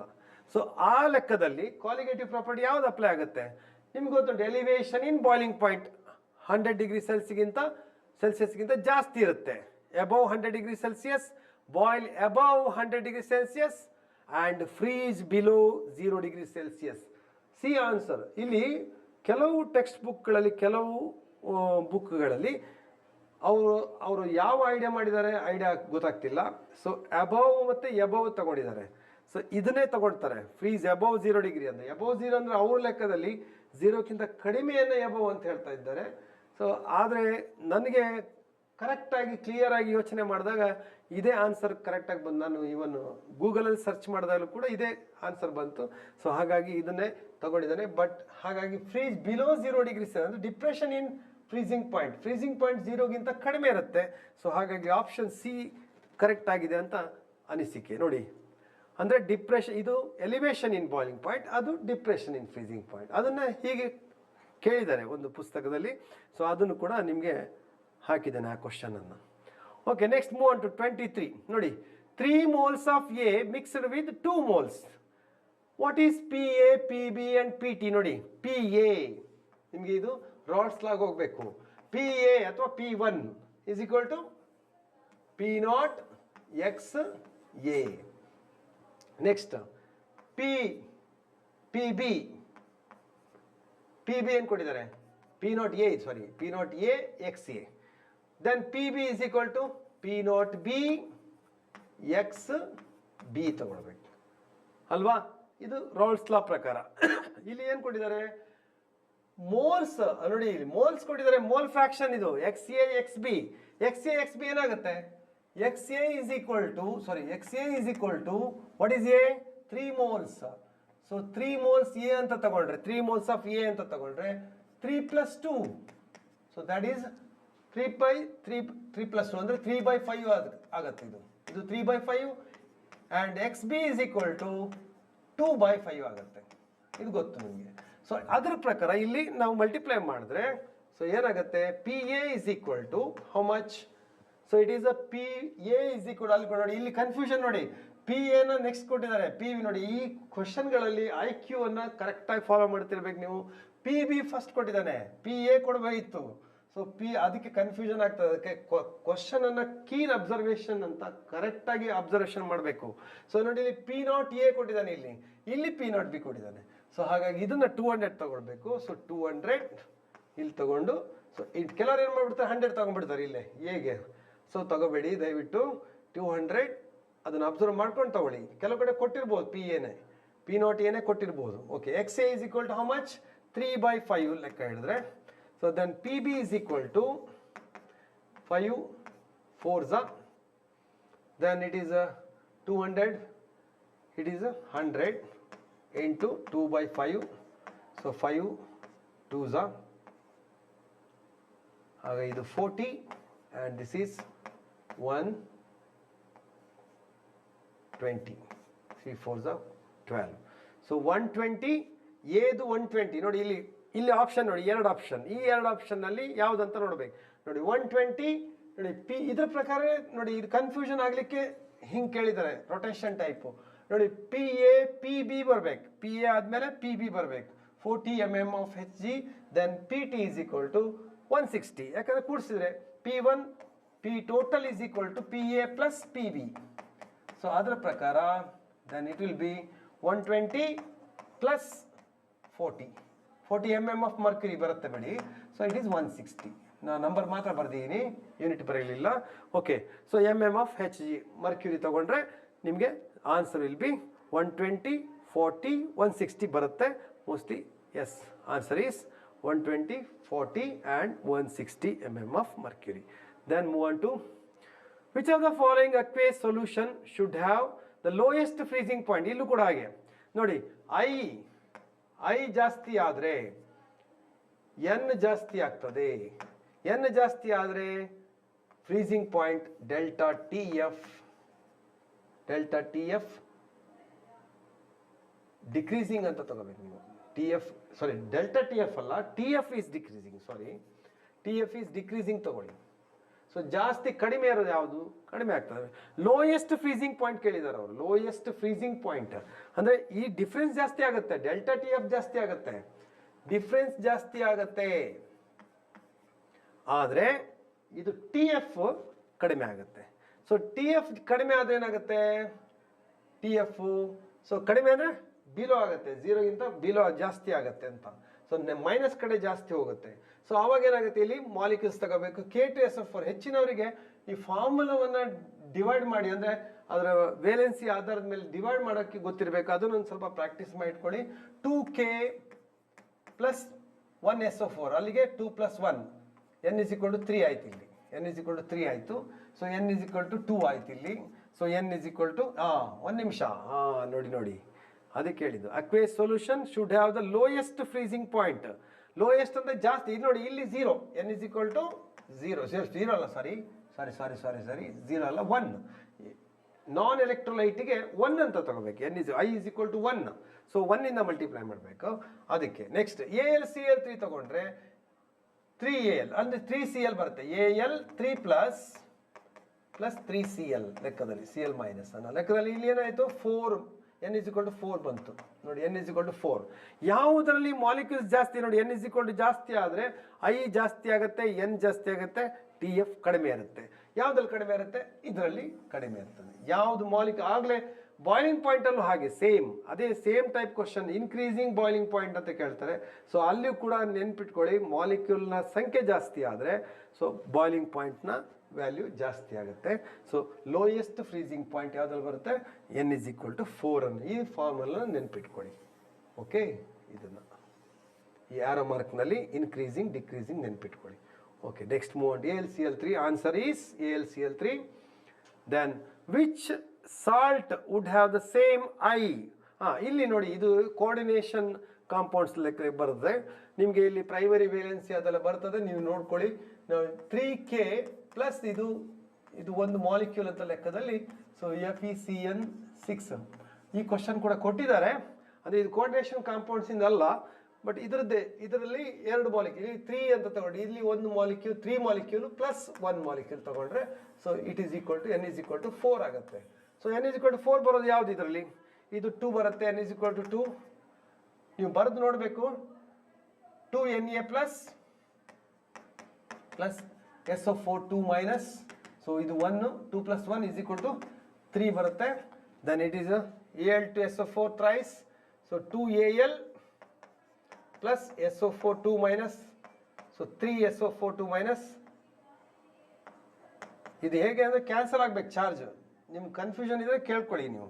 2 × 3 6 ಪ್ಲಸ್ ಇದೆ, 6 ಮೈನಸ್ ನ್ಯೂಟ್ರಲ್ ಆಗುತ್ತೆ. So total molecule will be neutral, 0ಗೆ ಈಕ್ವಲ್ ಆಗುತ್ತೆ ಇದು. ಸೊ Al to SO4 0 = 0 ಅಂತ ಲೆಕ್ಕದಲ್ಲಿ ನ್ಯೂಟ್ರಲೈಸೇಷನ್ ಮಾಡಿ ಚಾರ್ಜ್ ಬ್ಯಾಲೆನ್ಸ್ ಮಾಡೋದನ್ನು ನೀವು ಫಸ್ಟ್ ಏನು ಕಲ್ತಿದ್ದೀರಿ ರೆಡಾಕ್ಸ್ ರಿಯಾಕ್ಷನಲ್ಲಿ. ಸೊ Al ತಗೊಂಡ್ರೆ ಇಲ್ಲಿ Al 3 plus 1 molecule plus 3NO3 minus. So ಅದ್ರ ಪ್ರಕಾರ ಇಲ್ಲಿ 3 + 3 ಮೈನಸ್ ಕ್ಯಾನ್ಸಲ್ ಆಯಿತು. ಸೊ 1 + 3 = 4. n = 4 ಬರುತ್ತೆ ಇಲ್ಲಿ. ಸೊ n = 4 ಯಾವುದ್ರಲ್ಲಿ ಜಾಸ್ತಿ ಇದೆ ನೋಡಿ? 4 n = 4 n = 4 ಈಕ್ವಲ್ ಆಗುತ್ತೆ. ಇದು 2 ಈಕ್ವಲ್ ಆಗಿರುತ್ತೆ. ಸೊ ಅವ್ರು ಕೇಳ್ತಿರೋದು which salt have the same I value equal same. I = n ನೆನ್ಪಿಟ್ಕೊಳ್ಳಿ ಅಷ್ಟೇ. I = n always. So I = n ತಗೊಂಡ್ರೆ ಅಲ್ಲಿ ಏನಾಗುತ್ತೆ? ನಾನ್ ಎಲೆಕ್ಟ್ರೋಲೈಟಿಗೆ 1 ಅಂತ ಆಗುತ್ತೆ. ಮಿಕ್ಕಿದಕ್ಕೆ ನಿಮ್ಗೆ ಗೊತ್ತುಂಟು, ಅಸೋಸಿಯೇಷನ್ ಇದ್ದಾಗ ಡಿಸೋಸಿಯೇಷನ್ ಇದ್ದಾಗ. ಸೊ ಅಸೋಸಿಯೇಷನ್ ಇದ್ದಾಗ <1, ಡಿಸೋಸಿಯೇಷನ್ ಇದ್ದಾಗ <1. ಇವೆಲ್ಲ ನಿಮ್ಗೆ ಐಡಿಯಾಸ್ ಇದೆ. ಸೊ ಅದರ ಪ್ರಕಾರ ಇಲ್ಲಿ ನಂಬರ್ = 4 I = 4 ಆಗುತ್ತೆ. ಸೊ I = ಇದ್ರದ್ದು 4 ಅದ್ರದ್ದು 4. So answer is D. Okay, then last next ಇನ್ನು 4 ಕ್ವಶನ್ ಇದೆ, ಫಾಸ್ಟಾಗಿ ಮಾಡೋಣ. Okay, 0.5m solution of urea is isotonic with solution of. ನಾವೇನು ಮಾಡ್ಬಿಡ್ತೀವಿ, ಲೆಕ್ಕ ನೋಡಿದ ತಕ್ಷಣ ಪ್ರಾಬ್ಲಮ್ ಶುರು ಮಾಡೋಣ ಅಂತ ಹೇಳಿ ಹೋಗ್ತೀವಿ. ಅದಕ್ಕೆ ಹೋಗಬಾರ್ದು. ಫಸ್ಟ್ ಕ್ವಶನ್ ಅರ್ಥ ಮಾಡ್ಕೊಳ್ಳಿ. 0.5m ಎಲ್ಲ ಕಡೆ 0.5m ಇದೆ ನೋಡಿ. ಆಮೇಲೆ urea. So urea is A non electrolyte. ಇಲ್ಲಿ ಕೊಟ್ಟಿರೋದು ನೋಡಿ, ಇದು ಎಲೆಕ್ಟ್ರೋಲೈಟ್. ಸೊ ಇಲ್ಲಿ ಏನಾಗುತ್ತೆ? ಬೆಂಜೈಕ್ ಆಸಿಡ್ ಇನ್ ಬೆಂಜೀನ್, ಇದು ಡೈಮರೈಸ್ ಆಗುತ್ತೆ. ಸೊ ಆ ಲೆಕ್ಕದಲ್ಲಿ ಅದನ್ನೆಲ್ಲ ನೋಡ್ಕೊಳ್ಳಿ. ಸೊ ಎಲೆಕ್ಟ್ರೋಲೈಟ್ ಯಾವಾಗಲೂ ಎಲೆಕ್ಟ್ರೋಲೈಟ್ಗೆ ಈಕ್ವಲ್ ಆಗಿದೆ ನೋಡಿ. 0.5m 0.5. ಐಸೋಟೋನಿಕ್ ಕೇಳಿದ್ದಾರೆ, ಕಾನ್ಸಂಟ್ರೇಷನ್ ಈಕ್ವಲ್ ಇದೆ, ಬಟ್ ಎಲೆಕ್ಟ್ರೋಲೈಟ್ n = 1 n = 1. ಆ ಲೆಕ್ಕದಲ್ಲಿ ಇಲ್ಲಿ ಏನಾಯಿತು? I = 1 I1 = I2 ಆಗುತ್ತೆ. So I1 = I2 same equal ಆಗಿದೆ. ಸೊ ಇಲ್ಲಿ ಏನಾಯಿತು? ಶುಗರ್ ಮತ್ತು ಇದು 2 ಎಲೆಕ್ಟ್ರೋಲೈಟ್ ಆದ್ರಿಂದ the answer will be this one. ಅದನ್ನು ಅಬ್ಸರ್ವ್ ಮಾಡ್ಕೊಳ್ಳಿ. ನೆಕ್ಸ್ಟ್ ಆನ್ಸರ್ ನೋಡ್ಕೊಳ್ಳಿ. Answer is 0.5m. Both are electrolyte, non electrolyte ಅಂತ ಲೆಕ್ಕದಲ್ಲಿ ಆನ್ಸರನ್ನು ನೋಡ್ಕೋಬೇಕಾಗುತ್ತೆ.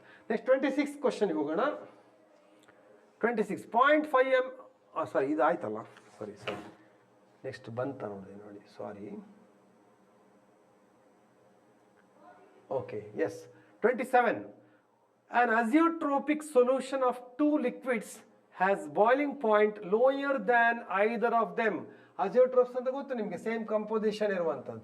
ಸೊ ಅಲ್ಲಿ ನಿಮಗೆ ಅಜಿಯೋಟ್ರೋಪಿಕ್ ಮಿಕ್ಸ್ಚರಲ್ಲಿ ಒಂದು ಲೋಯರ್ ಅಂತ ತಗೊಳ್ಳಿ, ಒಂದನ್ನು 70 ಡಿಗ್ರಿ ಸೆಲ್ಸಿಯಸ್ ಅಂತ ತಗೊಳ್ಳಿ, ಇನ್ನೊಂದು 80 ಡಿಗ್ರಿ ಅಂತ ತಗೊಳ್ಳಿ. ಸುಮ್ಮನೆ ನೋಡಿ, ಐದರ್ ಆಫ್ ದೆಮ್ ಅಂತ ಹೇಳಿ, lower then either of them, ಯಾವುದೋ ಒಂದು ಕಡಿಮೆ ಇದೆ ಒಂದು ಜಾಸ್ತಿ ಇದೆ ಅಂತ ಕ್ವಶನ್ನ ಅರ್ಥ ಮಾಡ್ಕೊಳ್ಳೋದು. ನೋಡಿ, ಇಲ್ಲಿ ಈ ಕ್ವಶನ್ ಅರ್ಥ ಮಾಡ್ಕೊಳ್ಳುವಾಗ ಸ್ವಲ್ಪ ಕಷ್ಟ ಆಗ್ತದೆ.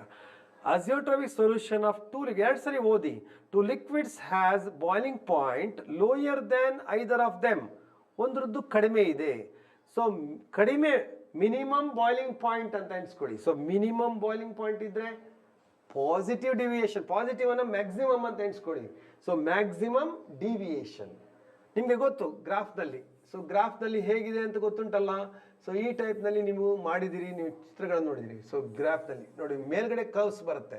So that curves will say that positive deviation ಅಂತ. ಇದು ಪಾಸಿಟಿವ್ ಡಿವಿಯೇಷನ್ ತಗೊಳ್ಳೋದು. ಒಂದು ಲೈನಿಗೆ ತೋರಿಸಿದ್ರೆ ಇದು ಪಾಸಿಟಿವ್ ಡಿವಿಯೇಷನ್. ಸೊ ಉಬ್ಬಿರುತ್ತೆ. ಸೊ ಉಬ್ಬಿರಿದ್ರೆ ಪಾಸಿಟಿವ್ ಡಿವಿಯೇಷನ್. ಅದನ್ನು ಕೆಳಗಡೆಯಿಂದ ಹೀಗೆ ಬರೆದ್ರೆ ಅದು ನೆಗೆಟಿವ್ ಡಿವಿಯೇಷನ್ ಆಗುತ್ತೆ. ಸೊ ಮಿನಿಮಮ್ ಬಾಯ್ಲಿಂಗ್ ಇದ್ದರೆ ಪಾಸಿಟಿವ್ ಡಿವಿಯೇಷನ್ ತೋರಿಸ್ಬೇಕು. ಸೊ ಅದರ ಪ್ರಕಾರ ಇಲ್ಲಿ ಪಾಸಿಟಿವ್ ಡಿವಿಯೇಷನ್ ಯಾವುದಿದೆ ನೋಡಿ, shows positive deviation from Raoult's law. ನಿಮಗೆ ಗೊತ್ತಿದೆ ಇದು. ಸೊ ಅದರ ಪ್ರಕಾರ show positive deviation from Raoult's ಲಾವನ್ನು concept ಮೇಲೆ ನೀವು ಈ ಕ್ವಶನಿಗೆ ಆನ್ಸರನ್ನು ಕೊಡ್ಬೋದು. Next 28, the mole fraction of the solute in 1 molal aqueous solution. ಇದನ್ನು ನೋಡಿ ಮತ್ತೆ ವಾಪಸ್ ಅದೇ ರೀತಿಯ ಪ್ರಶ್ನೆ ಬಂತು. ಯಾವುದು ಇಲ್ಲಿ ಮತ್ತೆ ಮೋಲ್ ಫ್ರಾಕ್ಷನ್ ಕೇಳಿದಾನೆ. ಅಂದರೆ x2 ನೋಡಿ, ಸೊಲ್ಯೂಟನ್ನು x2 ಅನ್ನು ಮಾಡ್ಬೇಕು ನಾನೀಗ. So x2 is equal to how much ಅಂತ ಮಾಡ್ಬೇಕು. So 1 molal. ಸೊ 1 ಮೋಲಾಲ್ ಅಂದಾಗ ಬಂದಾಗ ಏನಾಗುತ್ತೆ, ಸೊ 1 ಮೋಲಾಲ್ ಅಂತ ಬಂದಾಗ ನೀವು 1/1 kg ಅಂತ ಲೆಕ್ಕದಲ್ಲಿ. ಸೊ ನೋಡಿ ಇಲ್ಲಿ 1 ಮೋಲಾಲ್ ಅಂದಾಗ 1 ಮೋಲಾಲ್ ಅಂತ ಅಂದಾಗ so m is equal to ಅಂತ ತಗೊಂಡ್ರೆ ನೀವು 1 kg of water. So 1 mole of solute present in 1 kg of water. ನೋಡಿ ಇದ್ರದ್ದು ಸೆಂಟೆನ್ಸ್ ಅನ್ನ ಕರೆಕ್ಟಾಗಿ ತಿಳ್ಕೊಳ್ಳಿ ಮಕ್ಕಳೇ. 1 ಮೋಲಾಲ್. ಸೊ 1 ಮೋಲಾಲ್ ಅಂದ್ರೆ ಏನು, 1 ಮೋಲಾಲ್ ಅಂದ್ರೆ 1 m ಅಂತ, ಸಣ್ಣ m. ಸೊ 1 m ಅಂತ ತಗೊಳ್ಬೇಕು. So it is 1 mole of solute. N2 is equal to 1 mole of solute divided by 1 kg of water. So 1 kg of water. So 1 kg ಇದನ್ನು correct ನೋಡ್ಕೊಳ್ಳಿ. 1 kg ಅನ್ನು ಕೂಡ ನೀವು ಸಾಲ್ವೆಂಟ್ ಅನ್ನು ಕೂಡ ಅಂದರೆ kg ಅನ್ನು ಸಾಲ್ವೆಂಟ್, ಇಲ್ಲಿ ಮೋಲ್ ಫ್ರಾಕ್ಷನ್ ಬೇಕಂದ್ರೆ ಸಾಲ್ವೆಂಟ್ ಕೂಡ ನಂಬರ್ ಆಫ್ ಮೋಲ್ಸ್ ಕನ್ವರ್ಟ್ ಮಾಡಬೇಕು. ಸೊ ಹಾಗಾಗಿ ನೀವೇನ್ ಮಾಡಿ ಇದನ್ನು N1 ಅಂತ ತಗೊಂಡ್ರೆ so N1 is equal to how much, 1 kg means 1000 gram. ಆಗಲೇ ನಾನು ಹೇಳಿದೆ ನೋಡಿ, 1000 ಗ್ರಾಮ್ ಡಿವೈಡೆಡ್ ಬೈ 18 ಗ್ರಾಮ್ ಮೋಲಿಗೆ ಕನ್ವರ್ಟ್ ಮಾಡ್ಕೊಳ್ಳಿ. So it is equal to 55.55 ಬರುತ್ತೆ ಅಲ್ವಾ. ಸೊ 55.55 ಬರುತ್ತೆ. ಸೊ ಅದರ ಪ್ರಕಾರ ಇಲ್ಲಿ ಏನಾಯ್ತು, x2 1000/18 is equal to 55.5. ಹಾಗಾದ್ರೆ ಇಲ್ಲಿ ಮೋಲ್ ಫ್ರಾಕ್ಷನ್ ಲೆಕ್ಕ ಹೇಳಿದರೆ N2 divided by N2 is equal to 1 mole. ಇಲ್ಲಿ ಕೊಟ್ಟಿದ್ದೇನೆ ನೋಡಿ, N2 number of moles of solute is N2 is equal to 1. So 55 N2 N1 plus N2. So that is equal to N2 is equal to 1 by 55.55 plus 1. That is equal to 1 by 56.5 ಅಂತ ಎಣಿಸ್ಕೊಳ್ಳಿ. So ಈಗ ಮತ್ತೆ ವಾಪಸ್ division, ಆ ರೀತಿ division ಮಾಡಿದಾಗ ನಿಮ್ಗೆ answer ಏನು ಬರ್ಬೋದು ನೋಡೋಣ. ಈಗ ಮತ್ತೆ ಡಿವಿಷನ್ ಮಾಡಿದಾಗ ನೋಡಿ, ಮತ್ತೆ ಡಿವಿಷನ್ ಮಾಡಲಿಕ್ಕೆ ನಿಮಗೆ ಇದೇ ರೀತಿಯ ಸಿಸ್ಟಮನ್ನು ಇಟ್ಕೊಳ್ಳಿ. 1 ಅಂತ ಡಿವೈಡ್ ಆಗಲ್ಲ. ಸೊ 56.5 ಅಂತ ಎಣಿಸ್ಕೊಳ್ಳಿ. ಡಿವೈಡ್ ಆಗಲ್ಲ. ಬೇಕಾದ್ರೆ ಇದನ್ನು 10 ಅಂತ ಮಾಡ್ಕೊಂಡು ಇದನ್ನು 565 ಮಾಡ್ಕೋಬೋದು. ಬೇಕಾದ್ರೆ ಹಾಗೆ ಮಾಡ್ಕೊಳ್ಳಿ, 565 ಮಾಡ್ಕೊಳ್ಳಿ. ಇಲ್ಲಿ ಹೋಗೋದಿಲ್ಲ. ಸೊ 0 ಪಾಯಿಂಟ್ ಅಂತ ಮಾಡ್ಕೊಳ್ತೀನಿ ಈಗ. ಸೊ 0 ಪಾಯಿಂಟ್ ಅಂದಾಗ ಒಂದು 0 ಹಾಕ್ಕೊಳ್ಳಿ. ಸೊ 100 ಹೋಗೋದಿಲ್ಲ, ಮತ್ತೆ 0 ಹಾಕ್ಕೊಳ್ಳಿ. ಸೊ ಅವಾಗ 560 ಬಂದಾಗ ಇನ್ನೊಂದು 0 ಹಾಕ್ಕೊಳ್ಬೇಕಾಗತ್ತೆ. ಸೊ ಪಾಯಿಂಟ್ ಬಂದಾಗ 0 ಮತ್ತೊಂದು 0 ಹಾಕ್ಕೊಳ್ಳಿ. ಸೊ ಇದು 1 ಆಗುತ್ತೆ. 0 1 ಕರೆಕ್ಟ್ 565 ಆಗುತ್ತೆ. ಸೊ 565 ನೀವು ಇದು ಮಾಡಿದ್ರೆ ಆವಾಗ ಮೋಸ್ಟ್ಲಿ ಇಲ್ಲಿ ನಿಮ್ಗೆ ನೋಡಿ ಆನ್ಸರ್ ಸಿಕ್ತು ನೋಡಿ. ಟೆಕ್ಸ್ಟ್ ಇದು ನಿಮಗೆ ಈಸಿ ಮಾಡುವಾಗ ಕೊಟ್ಟಿರ್ತಾರೆ ಕ್ವಶನ್ ಅನ್ನು ನೋಡಿ. ಇಲ್ಲಿ 0 1 ಬಂದಿದ್ದು ಯಾವುದು, ಇದೇ answer. So this is the answer I think. 0.0 ಬೇಕಾದ್ರೆ ಮತ್ತೆ ಡಿವೈಡ್ ಮಾಡೋದಾದ್ರೆ ಮಾಡ್ಕೊಳ್ಳಿ, ಟೈಮ್ ಇದ್ರೆ. ಇಲ್ಲಾದ್ರೆ ನೇರವಾಗಿ ಆನ್ಸರನ್ನು ಬರೀಬಹುದು. ಅಲ್ಲಿ ಆಪ್ಷನ್ ಇರೋದ್ರಿಂದ ಅಲ್ಲಿ ಹಿಂದಿನ ಕ್ವಶನಲ್ಲಿ 0.01 ಎರಡು ಕಡೆ ಬಂದಿತ್ತು, 0.12 ಬಂದಿತ್ತು, 1.6 ಬಂದಿತ್ತು. ಸೊ ಹಾಗಾಗಿ ಅಲ್ಲಿ ನಾವು ಆಪ್ಷನ್ ಮಾಡುವಾಗ ಸ್ವಲ್ಪ ಮತ್ತೆ ಸೆಕೆಂಡ್ ಫ್ರಾಕ್ಷನಿಗೆ ಹೋಗ್ಬೇಕಾಗಿತ್ತು ನೀವು. ಹಾಗಾಗಿ ನೆಕ್ಸ್ಟ್ 29th ಕ್ವಶನ್ ನೋಡಿ. ಅಟ್ 100 ಡಿಗ್ರಿ ಸೆಲ್ಸಿಯಸ್, ಸ್ವಲ್ಪ ಇದು ಟಫ್ ಕ್ವಶನ್ ಲಾಸ್ಟ್ ತಗೊಂಡಿದ್ದೀನಿ ನಾನು. ಸೊ ಇಲ್ಲಿ ನೋಡಿ, ಈಗ ನಾವು ಒಂದು ಕ್ವಶನನ್ನು ಸಾಲ್ವ್ ಮಾಡ್ಬೋದು. ಈಗ ನೀವು ಎಲ್ಲವನ್ನ ಬರಿಬೇಕಾಗತ್ತೆ ಇಲ್ಲಿ. ಸೊ ಎಲ್ಲವನ್ನ ಬರಿಬೇಕಾಗತ್ತೆ. ಏನನ್ನು 100 ಡಿಗ್ರಿ ಸೆಲ್ಸಿಯಸ್ ಅಂದರೆ ಏನು, TF0 ಅಂತ ಬರಿಬೇಕಾಗತ್ತೆ. ಓಕೆ, TB0 ಅಂತ ಬರೀಬೇಕು. ಇದು TB0 ನೋಡಿ, ನೀವು ಬರ್ಕೊಂಡು ಮಾಡಿ ದಯವಿಟ್ಟು. ನಾನು ಇಲ್ಲೇ ಬರಿತೀನಿ TB0. This is TB0 100 degree Celsius pure solvent ಇಂದು ಅಂದರೆ ವಾಟರ್ ಇಂದು ತಗೊಳ್ತಾರೆ. So vapour pressure of solution of 6.5 gram solute in 100 gram of water. ನೋಡಿ ಇಲ್ಲಿ 100 ಗ್ರಾಮ್ ಆಫ್ ವಾಟರ್ ಅಂದ್ರೇನು? Vapour pressure 100 gram of water ಅಂದರೆ W1 is equal to 100 gram. ನೆನ್ಪಿಟ್ಕೊಳ್ಳಿ. 100 gram ಅಂತ ಬಂದರೆ ನಂಬರ್ ಆಫ್ ಮೋಲ್ಸ್ನ ಕೂಡಲೇ ಲೆಕ್ಕ ಹಾಕ್ಬೋದು ನೀವು. N1 is equal to ಎಷ್ಟಾಗುತ್ತೆ? 100/18. ಸೊ 18 ಗ್ರಾಮ್ ಮಾಡಿ. ಅಲ್ಲಿ 55 ಬಂದಿತ್ತು, ಇಲ್ಲಿ 5.55 ಅಷ್ಟೇ, ಮತ್ತೇನಿಲ್ಲ. ಓಕೆ, ಒಂದು ಕಡಿಮೆ ಆಗ್ತದೆ. 15 ಇದನ್ನು 5.55 ಮಾಡ್ಕೊಳ್ಳಿ. ಈಗ ವೇಪರ್ ಪ್ರೆಷರ್ ಕೊಟ್ಟಿರೋದು ಅವರು. So vapour pressure of solution ಅಂದ್ರೇನು? ವೇಪರ್ ಪ್ರೆಷರ್ ಆಫ್ ಸೊಲ್ಯೂಷನ್ ಅಂತಂದರೆ PS ಅಂತ ತಗೊಳ್ತಾರೆ ಕೆಲವು ಸರಿ, P1 ಅಂತಲೂ ತಗೋಬಹುದು. ಓಕೆ, ಹೆಂಗೆ ಬೇಕಾದ್ರೆ ತಗೊಳ್ಳಿ ನೀವು. P1 ಅಂತ ತಗೊಂಡ್ರೆ ಅಡ್ಡಿಲ್ಲ, P1 ನಾಟ್ ಅಲ್ಲ, ನಾಟ್ ತಗೊಂಡ್ರೆ ಪ್ಯೂರ್. ಸೊ ಇಲ್ಲಿ P1 ನಾಟ್ ಯಾವುದಾಗತ್ತೆ ನೋಡಿ, PS ಅಂತ ತಗೊಳ್ತೀನಿ, ಇಲ್ಲಿ P0 ಅಂತ ತಗೊಳ್ತೀನಿ. ಓಕೆ, ಸೊ P1 ನಾಟ್ ಬೇಕಾದ್ರೆ ತಗೋಬಹುದು, P1 ಅಂತ ತಗೊಳ್ಳಿ ಇಲ್ಲಿ. Okay, P1 naught is equal to ಏನಾಗುತ್ತೆ? 760 mm ಆಫ್ ಮರ್ಕ್ಯುರಿ. ನೆನ್ಪಿಟ್ಕೊಳ್ಳಿ ಇದೊಂದು. ಸೊ ಇದು ಫಿಕ್ಸ್ ಆಗಿರುತ್ತೆ. ಓಕೆ, ಸೊ ಅಲ್ಲಿಗೆ 760 mm ಆಫ್ ಮರ್ಕ್ಯುರಿ ಲೆಕ್ಕ ಹೇಳಿದ್ರೆ, ಸೊ ನಿಮಗೆ ಫಾರ್ಮುಲಾ ಗೊತ್ತಿದೆ, P ಮೈನಸ್ PS ಅಂತಲೂ ಮಾಡ್ಬೋದು, ಅಥವಾ P1 minus P1 naught minus, formula ಗೊತ್ತಿದೆ ನಿಮಗೆ, lowering of vapour pressure. P1 naught minus P1 naught minus P, ಇದನ್ನು PS ಅಂತ ತಗೊಳ್ತಾರೆ ಕೆಲವರು, ಕನ್ಫ್ಯೂಷನ್ ಆಗುತ್ತೆ. ಸೊಲ್ಯೂಷನ್ ಅಂತ ಗೊತ್ತಾಗಲಿ ಅಂತೇಳಿ S ಅಂತ ತಗೋಬಹುದು ನೀವು ಬೇಕಿದ್ರೆ. ಇಲ್ಲೂ ಕೂಡ ಹಾಗೆ, ಅದಕ್ಕೆ ನಾನು ಇಲ್ಲಿ ಹೇಳಿದ್ದು P1 not is equal to ಅಂತ ತಗೊಂಡಾಗ ಇಲ್ಲಿ PS ಅಂತ ಬೇಕಾದ್ರೆ ತಗೊಳ್ಬೋದು ನೀವು. 732 mm ಆಫ್ ಮರ್ಕ್ಯುರಿ Hg. ಸೊ ಮರ್ಕ್ಯುರಿಯನ್ನು ಬರೆಯೋದು ಬೇಡ, ಇಲ್ಲಿ ನಾನು N2/N1 ಇದು ಗೊತ್ತಿದೆ ನಿಮಗೆ. N2/N1. What is N2? ಇಲ್ಲಿ N2 ಗೊತ್ತಿಲ್ಲ ಆ್ಯಕ್ಚುಲಿ. 6.5 ಗ್ರಾಮ್ ಕೊಟ್ಟಿದ್ದಾರೆ, ಬಟ್ ಇದು ಯಾವುದು ಸೊಲ್ಯೂಟು, ಯಾವ ಕೆಮಿಕಲ್ ಅಂತಲೇ ಕೊಟ್ಟಿಲ್ಲ. ಹಾಗಾಗಿ ಇದು ನಿಮಗೆ ಕನ್ಫ್ಯೂಷನ್ ಮಾಡ್ಲಿಕ್ಕೆ ಕೊಟ್ಟಿದ್ದು ಅಂತ ನಾನು ಅನ್ಸ್ಕೋತೀನಿ. ಅಥವಾ ನೀವು ಇದನ್ನು ಮತ್ತೆ ಮಾಡೋಕ್ಕೆ ಹೋದರೆ, N2 ಮಾಡೋಕ್ಕೆ ಹೋಗಿದ್ರೆ ಮೋಲ್ಸನ್ನು ಕನ್ವರ್ಟ್ ಮಾಡ್ಕೊಂಡು ಎಲ್ಲ ಮಾಡಬೇಕಾಗುತ್ತೆ, ಅದೆಲ್ಲ ಮಾಡೋದು ಬೇಡ. ಸೊ N2 ಇಲ್ಲಿ ಕಂಡುಹಿಡಿಯೋಣ ನಾವು. ಹೇಗೆ? N2 is equal to N1 ಗೊತ್ತಿದೆ, N2 ಕಂಡುಹಿಡಿಯಬಹುದು. P1 ನಾಟ್ ಅಂದರೆ ಯಾವುದು? 760 ಮೈನಸ್ 732 ಡಿವೈಡೆಡ್ ಬೈ 760 ಮಾಡಿ is equal to N2. What is N2 ಗೊತ್ತಿಲ್ಲ. ಸೊ N2 ಹಾಗೆ ಇಟ್ಕೊಳ್ಳಿ. N1 ಮೀನ್ಸ್ 5.55 ಸಾಲ್ವೆಂಟ್ ಇಂದು N1.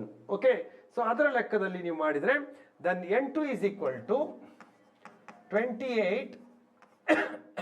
ಇದನ್ನು ಈ ಕಡೆ ತಗೊಂಡೋಗಿ, N1 ಈ ಕಡೆ ತಗೊಂಡೋಗಿ 28 ಇಂಟು 5.55 ಡಿವೈಡೆಡ್ ಬೈ 760 ಆಗುತ್ತೆ. ಒಂದು ಅಂದಾಜನ್ನು ನೀವು ಮಾಡಿಕೊಂಡು ನೀವು ಇದನ್ನು ಡಿವಿಷನ್ ಮಾಡಬೇಕಾಗುತ್ತೆ. ಹೀಗೆ ಮಾಡಿ. ಸೊ ಇದನ್ನು 25 ನೋಡಿ, 5 ತೊಗೊಂಡ್ರೆ 0 ತೊಗೊಂಡ್ರೆ ಈಸಿ ಆಗುತ್ತೆ. ಇದನ್ನು 5 ಅಂತ ತಗೊಳ್ಳಿ, ದೆನ್ ಡಿವೈಡೆಡ್ ಬೈ 750 ಅಂತ ತಗೊಳ್ಳಿ. ಸೊ ಈಗ ನೋಡಿ ಡಿವೈಡ್ ಮಾಡಲಿಕ್ಕೆ ಈಸಿ ಆಗುತ್ತೆ. ಸೊ 5 25 1s 25, 3s 30 ಆಯಿತು, 5 1s 5 6s 6 1/6 ಆಗುತ್ತೆ. ಸೊ 1/6 ಅಂದರೆ 0. ಎಷ್ಟು ಬರ್ಬೋದು? ಐ ಥಿಂಕ್ 0.6 1/6 ಅಂದರೆ 0.19 ಬರ್ಬೋದು. 19 ಅಲ್ವಾ? 110 ಲೆಕ್ಕದಲ್ಲಿ 1 ಮಾಡಿದ್ರೆ ಮತ್ತೆ 4 ಬರುತ್ತೆ, 40 ಬರುತ್ತೆ, 18 ಬರುತ್ತೆ. 1 ನಿಮಿಷ, 18 ಬರುತ್ತೆ. 18 ಅಂದರೆ 0.2 ಅಂತ ಎಣಿಸ್ಕೊಳ್ಳಿ. ಹತ್ತತ್ರ ಇದೆಲ್ಲ ಅಂದಾಜು ಮಾಡಬೇಕಾಗತ್ತೆ. ಸೊ 0.2 ಅಂತ ತಗೊಂಡ್ರೆ ನಿಮಗೆ ಫುಲ್ ನಂಬರ್ ಈಸಿ ಆಗುತ್ತೆ. ಸೊ ಈಗ ನೀವೇನು ಮಾಡಬೇಕು? 1 ನಿಮಿಷ ಇರೇಸ್ ಮಾಡ್ತೀನಿ ನಾನು.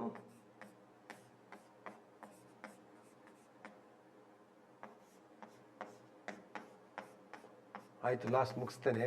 ಒಂದು ಕ್ವಶನ್ ಇದೆ. ಸೊ ಇಲ್ಲಿ ಈಗ ನನಗೆ ಸಿಕ್ಕಿದೇನು? N2. So what is N2 ಗೊತ್ತಿದೆ ನಿಮಗೆ. ಸೊ ಮೋಲ್ಸ್ ಲೆಕ್ಕದಲ್ಲಿ ಹೋದರೆ, so what is molality? Molal solution ಆದ್ದರಿಂದ ಇಲ್ಲಿ ಅವ್ರು ಕೇಳ್ತಿರೋದೇನು? ಮೊಲಾಲಿಟಿಯನ್ನು ತಗೊಂಡ್ರೆ ಡೆಲ್ಟಾ TB ಬಾಯ್ಲಿಂಗ್ ಪಾಯಿಂಟ್ ಅಲ್ಲ ಇದು. Yes, delta TB is equal to TB minus TB0. TB ಗೊತ್ತಿದೆ ಇಲ್ಲಿ, TB ಮೈನಸ್ TB0 ಕೇಳಿದ್ದಾರೆ. ಇಲ್ಲಿ ಏನು ಕೇಳಿದ್ದಾರೆ? KB ಗೊತ್ತುಂಟು. ಮತ್ತೆ ನೋಡೋಣ ಈಗ ಡೆಲ್ಟಾ TB ನಿಮ್ಗೆ ಗೊತ್ತುಂಟು. What is that? Delta TB is equal to formula ಗೊತ್ತಿದೆ, KB into M molality. So ಮೊಲಾಲಿಟಿಯನ್ನು ಕಂಡುಹಿಡಿಯೋಣ. KF ಗೊತ್ತಿದೆ ನಿಮ್ಗೆ, KB ಗೊತ್ತಿದೆ. ಸೊ ಅದರ ಪ್ರಕಾರ ಡೆಲ್ಟಾ TB ಎಷ್ಟಂತ ನೋಡೋಣ. ಈಗ ನಮಗೆ TB ನಾಟ್ ಗೊತ್ತಿದೆ 100 ಡಿಗ್ರಿ ಸೆಲ್ಸಿಯಸ್, ಇಲ್ಲಿ ಗೊತ್ತಿದೆ ನೋಡಿ, ಇದು ಗೊತ್ತಿದೆ, ಇದು ಗೊತ್ತಿಲ್ಲ ನಮಗೆ. ಸೊ ಗೊತ್ತಿಲ್ಲ, ಇದನ್ನು ಕಂಡುಹಿಡಿಯೋಣ ಈಗ. ಸೊ ಡೆಲ್ಟಾ TB ನಮ್ಗೆ ಇದರಿಂದ ಫಾರ್ಮುಲಾದಿಂದ ಗೊತ್ತಾಗುತ್ತೆ. So TF is equal to 0.52 into molality is 0.2. ನೋಡಿ ಅಲ್ಲಿ ಮೊಲಾಲಿಟಿ ಈಸ್ ಈಕ್ವಲ್ ಟು ಏನಾಗುತ್ತೆ 0.2 N2 is equal to 0.2 divided by 100 gram ಅಂತ ಕೇಳಿದ್ದಾರೆ. So 100 gram is 0.1 kg. So 1 kg ಲೆಕ್ಕದಲ್ಲಿ 0.1 kg ಆಗುತ್ತೆ. So 0.2 m is equal to 0.2. So 0.2 ಅಂದರೆ ಇಲ್ಲಿ 1 kg ಅನ್ನು 1000 ಇಂದ ಮಲ್ಟಿಪ್ಲೈ ಮಾಡಿ, ಅವಾಗ ನಿಮಗೆ ಈಸಿ ಆಗುತ್ತೆ. 0.2 ಅಂದರೆ ಸೊ 100 by 1000 ಮೇಲೆ ತಗೊಂಡೋಗಿ. ಸೊ 0.2 ಕರೆಕ್ಟಾ. ಸೊ 0.2 ಇಂಟು 1000 ಡಿವೈಡೆಡ್ ಬೈ 100 ಮಾಡ್ಕೊಳ್ಳಿ, ಅವಾಗ ಈಸಿ ಆಗುತ್ತೆ. 0.2 ಡಿವೈಡೆಡ್ ಬೈ 100 ಇಲ್ಲಿ 1000 ಮಾಡ್ಕೊಳ್ಳಿ, ಅವಾಗ ಸರಿ ಆಗುತ್ತೆ. ಇದು ನಿಮಗೆ ಮೊಲಾಲಿಟಿಯನ್ನು ಕನ್ವರ್ಟ್ ಮಾಡುವಾಗ ಈ 1000 kg ಅಂದರೆ ಕೆ ಅಂದರೆ ಕಿಲೋ ಅಂತ ತಗೊಂಡು ಅದು ಮೇಲೆ ತಗೊಂಡು ಹೋಗೋದೆಲ್ಲ ಬೇಡ, ಪರ್ kg ಅಂತ ತಗೊಂಡ್ರೆ ಸೊ 1000 ಮೇಲೆ ಹೋಗುತ್ತೆ. ಸೊ ನಿಮಗೆ ಈಸಿ ಆಗುತ್ತೆ. ಈಗ ಡೆಲ್ಟಾ TB ಇಸ್ ಈಕ್ವಲ್ ಎಷ್ಟಾಗುತ್ತೆ, ದ್ಯಾಟ್ ವಿಲ್ ಬಿ, ಒಂದು ನಿಮಿಷ, this answer is m is equal to ಏನಾಗುತ್ತೆ, first m is equal to ಮಾಡೋಣ. ಸಾರಿ ಇದು m ಸಪ್ರೇಟ್ ಮಾಡಬೇಕು ನಾನು. ಸೊ ಇದನ್ನು m ಅಂತ ಎಣಿಸ್ಕೊಳ್ತೀನಿ. ಸೊ ಈ ವ್ಯಾಲ್ಯೂನ ಸಪ್ರೇಟ್ ಮಾಡಿ, ಸಾರಿ ಇಲ್ಲಿ ನಾನು ಇದು ಮಾಡಿದೆ, ಇಲ್ಲಿ ಮಿಕ್ಸ್ ಮಾಡಿದೆ. So delta TB is equal to 0.52 into ಇಲ್ಲಿ ಎಷ್ಟು ಬರುತ್ತೆ 0.2 ಇಂಟು 1000, ಇಲ್ಲಿ ಮಾಡ್ತೀನಿ 0.2 into 1000 divided by 100. So 0000 cancel ಆಯಿತು. ಸೊ ದಿಸ್ ವಿಲ್ ಬಿ 2 ಬರುತ್ತೆ. ಸೊ 0.52 ಇಂಟು 2 ಬರುತ್ತೆ. ಮೊಲಾಲಿಟಿ ಈಸ್ 2 m ಅಂತ, 2 small m. So delta TB is equal to ಏನಾಯ್ತು ಈಗ 2 2s are 4 and 2 5s are 10. So 1.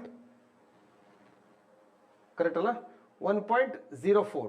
So delta TB ಆಗಲೇ ಹೇಳಿದೆ ನಾನು, delta TB is equal last ಒಂದು ನಿಮಿಷ.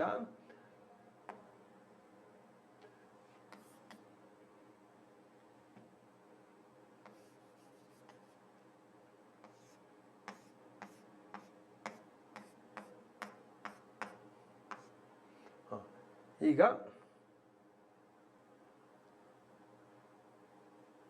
Delta TB is equal to TB minus TB naught. ಜಾಸ್ತಿ ಮತ್ತೆ ಕಡಿಮೆ, ಜಾಸ್ತಿ ಮೈನಸ್ ಕಡಿಮೆ, ಹಂಗೆ ದೊಡ್ಡದು ಮೈನಸ್ ಚಿಕ್ಕದು ಅಂತ. ಸೊ TB ಏನು ಬರುತ್ತೆ ಈಗ, TB is equal to TB ಅನ್ನು ಈ ಕಡೆ ತನ್ನಿ. So delta TB plus TB naught, correct ಅಲ್ಲ. ಎಸ್, TB ನಾಟ್ ಎಷ್ಟು 100 degree Celsius. TB is equal to delta TB ಎಷ್ಟು ಬಂದಿದೆ 2 ಬಂದಿದೆ, 2 plus 100 degree Celsius. So 100 degree Celsius ಇಲ್ಲಿ ಇಲ್ಲಿ 1.04 ಅಲ್ಲ, ಸಾರಿ ಮಲ್ಟಿಪ್ಲೈ 1.04, ಸಾರಿ ಇಲ್ಲಿ ಬಂದಿದ್ದು, ನಾನು ಇದು ವ್ಯಾಲ್ಯೂ ನೋಡಲಿಲ್ಲ. So this is not 2, molality 2, 1.04. ಆ ಲೆಕ್ಕದಲ್ಲಿ ಇದು ಏನು ಬರುತ್ತೆ ಆನ್ಸರು. ಸೊ 100 ಪ್ಲಸ್ 1.04 ಅಂದರೆ 101.4 ಡಿಗ್ರಿ ಸೆಲ್ಸಿಯಸ್. ಸೊ ಇಲ್ಲಿ 0.4 ಕೊಟ್ಟಿಲ್ಲ, 101 ಡಿಗ್ರಿಯನ್ನು ನಾವು ತಗೊಳ್ಬೋದು ಆನ್ಸರ್ ಆಗಿ. ಸೊ ಆನ್ಸರ್ ಈಸ್ ಸಿ ಅಂತ ನೋಡಿ, ಹೌದಾ ನೋಡಿ. Yes, answer is C. Okay, next question ನೋಡೋಣ. Last question, 18 gram of glucose.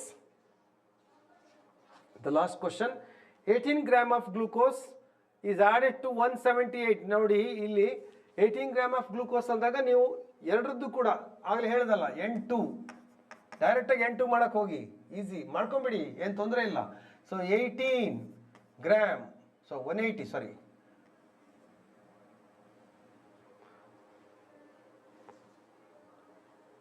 18 gram of glucose, sorry 18 by, ಒಂದು ನಿಮಿಷ,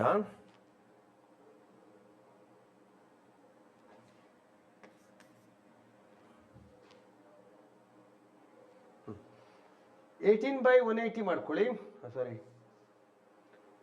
correct, 18 by N2 is equal to correct 18 gram glucose divided by C6H12 ಎಷ್ಟಾಗುತ್ತೆ 180 gram. ಇದನ್ನು ಮಾಡಿ ನೋಡಿ ನೀವು, 6 × 12 ಮಾಡಿ, 12 ಪ್ಲಸ್ ಆ್ಯಡ್ ಮಾಡಿ 6 ಇಂಟು 16 ಮಾಡಿಕೊಂಡು ಮಾಡಿದಾಗ 180 ಗ್ರಾಮ್ ಬರುತ್ತೆ. So it is 180 gram. So ಆವಾಗೇನಾಯಿತು 1/10 0.1 ಮೂಲ್ ಬರುತ್ತೆ ಇದು. ಸೊ 0.1 ಮೂಲ್ ಬರುತ್ತೆ. ಯಾವುದು 8 ಕರೆಕ್ಟ್ ಅಲ್ಲ? Vapour pressure of solution. Next ಏನಾಗುತ್ತೆ, N1 ಮಾಡ್ಕೊಳ್ಳಿ. N1 ಈಸ್ ಈಕ್ವಲ್ ಟು ನಿಮ್ಗೆ ಗೊತ್ತಿದೆ, N1 is how much 180 gram ಇದು. ಸೊ 178 ಅನ್ನ ನೀವು 178.2 ಇದನ್ನು 180 ಅಂತ ತಗೊಳ್ಳಿ. ಸೊ ಆವಾಗ ಈಸಿ ಆಗುತ್ತೆ ನಿಮಗೆ. 180 ಗ್ರಾಮ್ ಡಿವೈಡೆಡ್ ಬೈ 18 ಗ್ರಾಮ್. ನೋಡಿ ಇದು ಈ ಟೈಪ್ ಮಾಡಿದಾಗ ನಿಮ್ಗೇನಾಯಿತು 10 ಅಲ್ವಾ, 10 ಮೋಲ್ ಬಂತು. ಈಗ ನಮ್ಗೆ ಏನು ಕೇಳಿದಾರಲ್ಲಿ, the vapour pressure of water, vapour pressure of water for this aqueous solution ಅಂತ ಕೇಳಿದ್ದಾರೆ. ವೇಪರ್ ಪ್ರೆಷರ್ ಅಂದಾಗ ಏನಾಯಿತು, ಫಾರ್ಮುಲಾ ಏನು, P1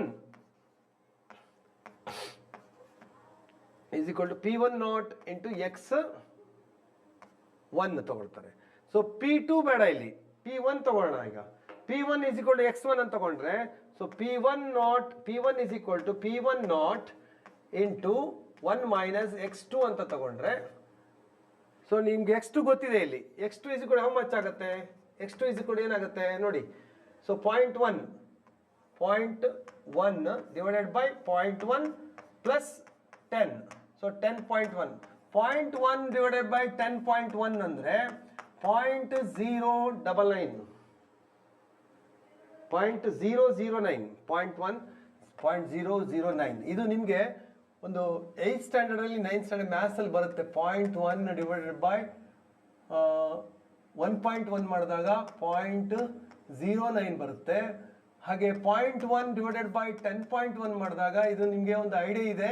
ಸೊ 0.0000 ಬಂದು 9 ಬರುತ್ತೆ, 99 ಬರುತ್ತೆ. ಆಮೇಲೆ ನೀವು ಇದು ಕ್ಯಾಲ್ಕುಲೇಟರ್ ಒಂದ್ಸರಿ ಮಾಡಿ ನೋಡಿ ಗೊತ್ತಾಗುತ್ತೆ. ಸೊ ಇದು ಫಾಸ್ಟ್ ಆಗ್ತದೆ, ಅದರಿಂದ ಮಾಡ್ತಾ ಇದ್ದೀನಿ, ಲಾಸ್ಟ್ ನಿಲ್ಲಿಸ್ತಾ ಇದ್ದೀನಿ. ಸೊ 0.009 ಬಂತು. ದೆನ್ 1 ಮೈನಸ್ 0.009 ಮಾಡಿ ಇಲ್ಲಿ P1 naught into P1 not ಅಂದರೆ ಎಷ್ಟು, P1 ನಾಟ್ ಇಸ್ ಕೂಡ 760. S it is 760. ಸಾರಿ, ಇದು ಆಗಲೇ ಹೇಳಿದೆ ನಾನು 760 ಪ್ಯೂರ್ ವಾಟರ್ ಇಂದು. ಸೊ 760 mm ಆಫ್ ಮರ್ಕ್ಯೂರಿ ಅಂತ ತಗೊಂಡ್ರೆ ಅಟ್ಮಾಸ್ಫಿಯರ್ ಪ್ರೆಷರ್ ಲೆಕ್ಕದಲ್ಲಿ. ಸೊ 1 ಮೈನಸ್ X2 ಅಂತ ತಗೊಂಡ್ರೆ 0.009 ಮಾಡಿದರೆ ದ್ಯಾಟ್ ವಿಲ್ ಬಿ 1 ಮೈನಸ್ 0.009 ಮಾಡಿದ್ರೆ ನೀವು ಹೀಗೆ ಮಾಡ್ಕೋಬೇಕಾಗುತ್ತೆ. 1.000 ಅಂತ ಬರ್ಕೊಂಡು 0.009 ಮಾಡಿ. So that will B answer ಏನಾಗುತ್ತೆ 199 ಆಗುತ್ತೆ. ಸೊ 0.99 ಆಗುತ್ತೆ. ಸೊ 0.99 ಮಲ್ಟಿಪ್ಲೈ ಮಾಡಿದ್ರೆ 760 ಇಂಟು 0.99 ಮಾಡಿ ಗೊತ್ತಾಗುತ್ತೆ ನಿಮಗೆ. So the answer will B 752.4 ಬರುತ್ತೆ, 100% ಬರುತ್ತೆ.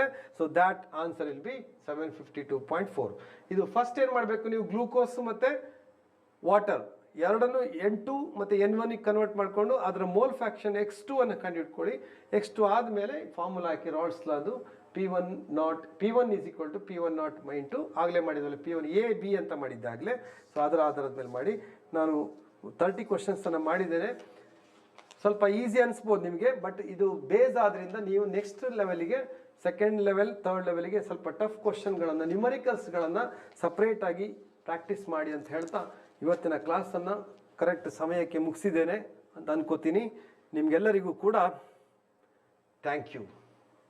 I want to say thank you very much. ನಿಮ್ಮ ಎಲ್ಲ ಕೋಆಪ್ರೇಷನಿಗೆ ಥ್ಯಾಂಕ್ಸ್ ಹೇಳ್ತಾ ನನ್ನ ಈ ತರಗತಿಯನ್ನು ಮುಗಿಸ್ತಾ ಇದ್ದೇನೆ. Thank you very much madam.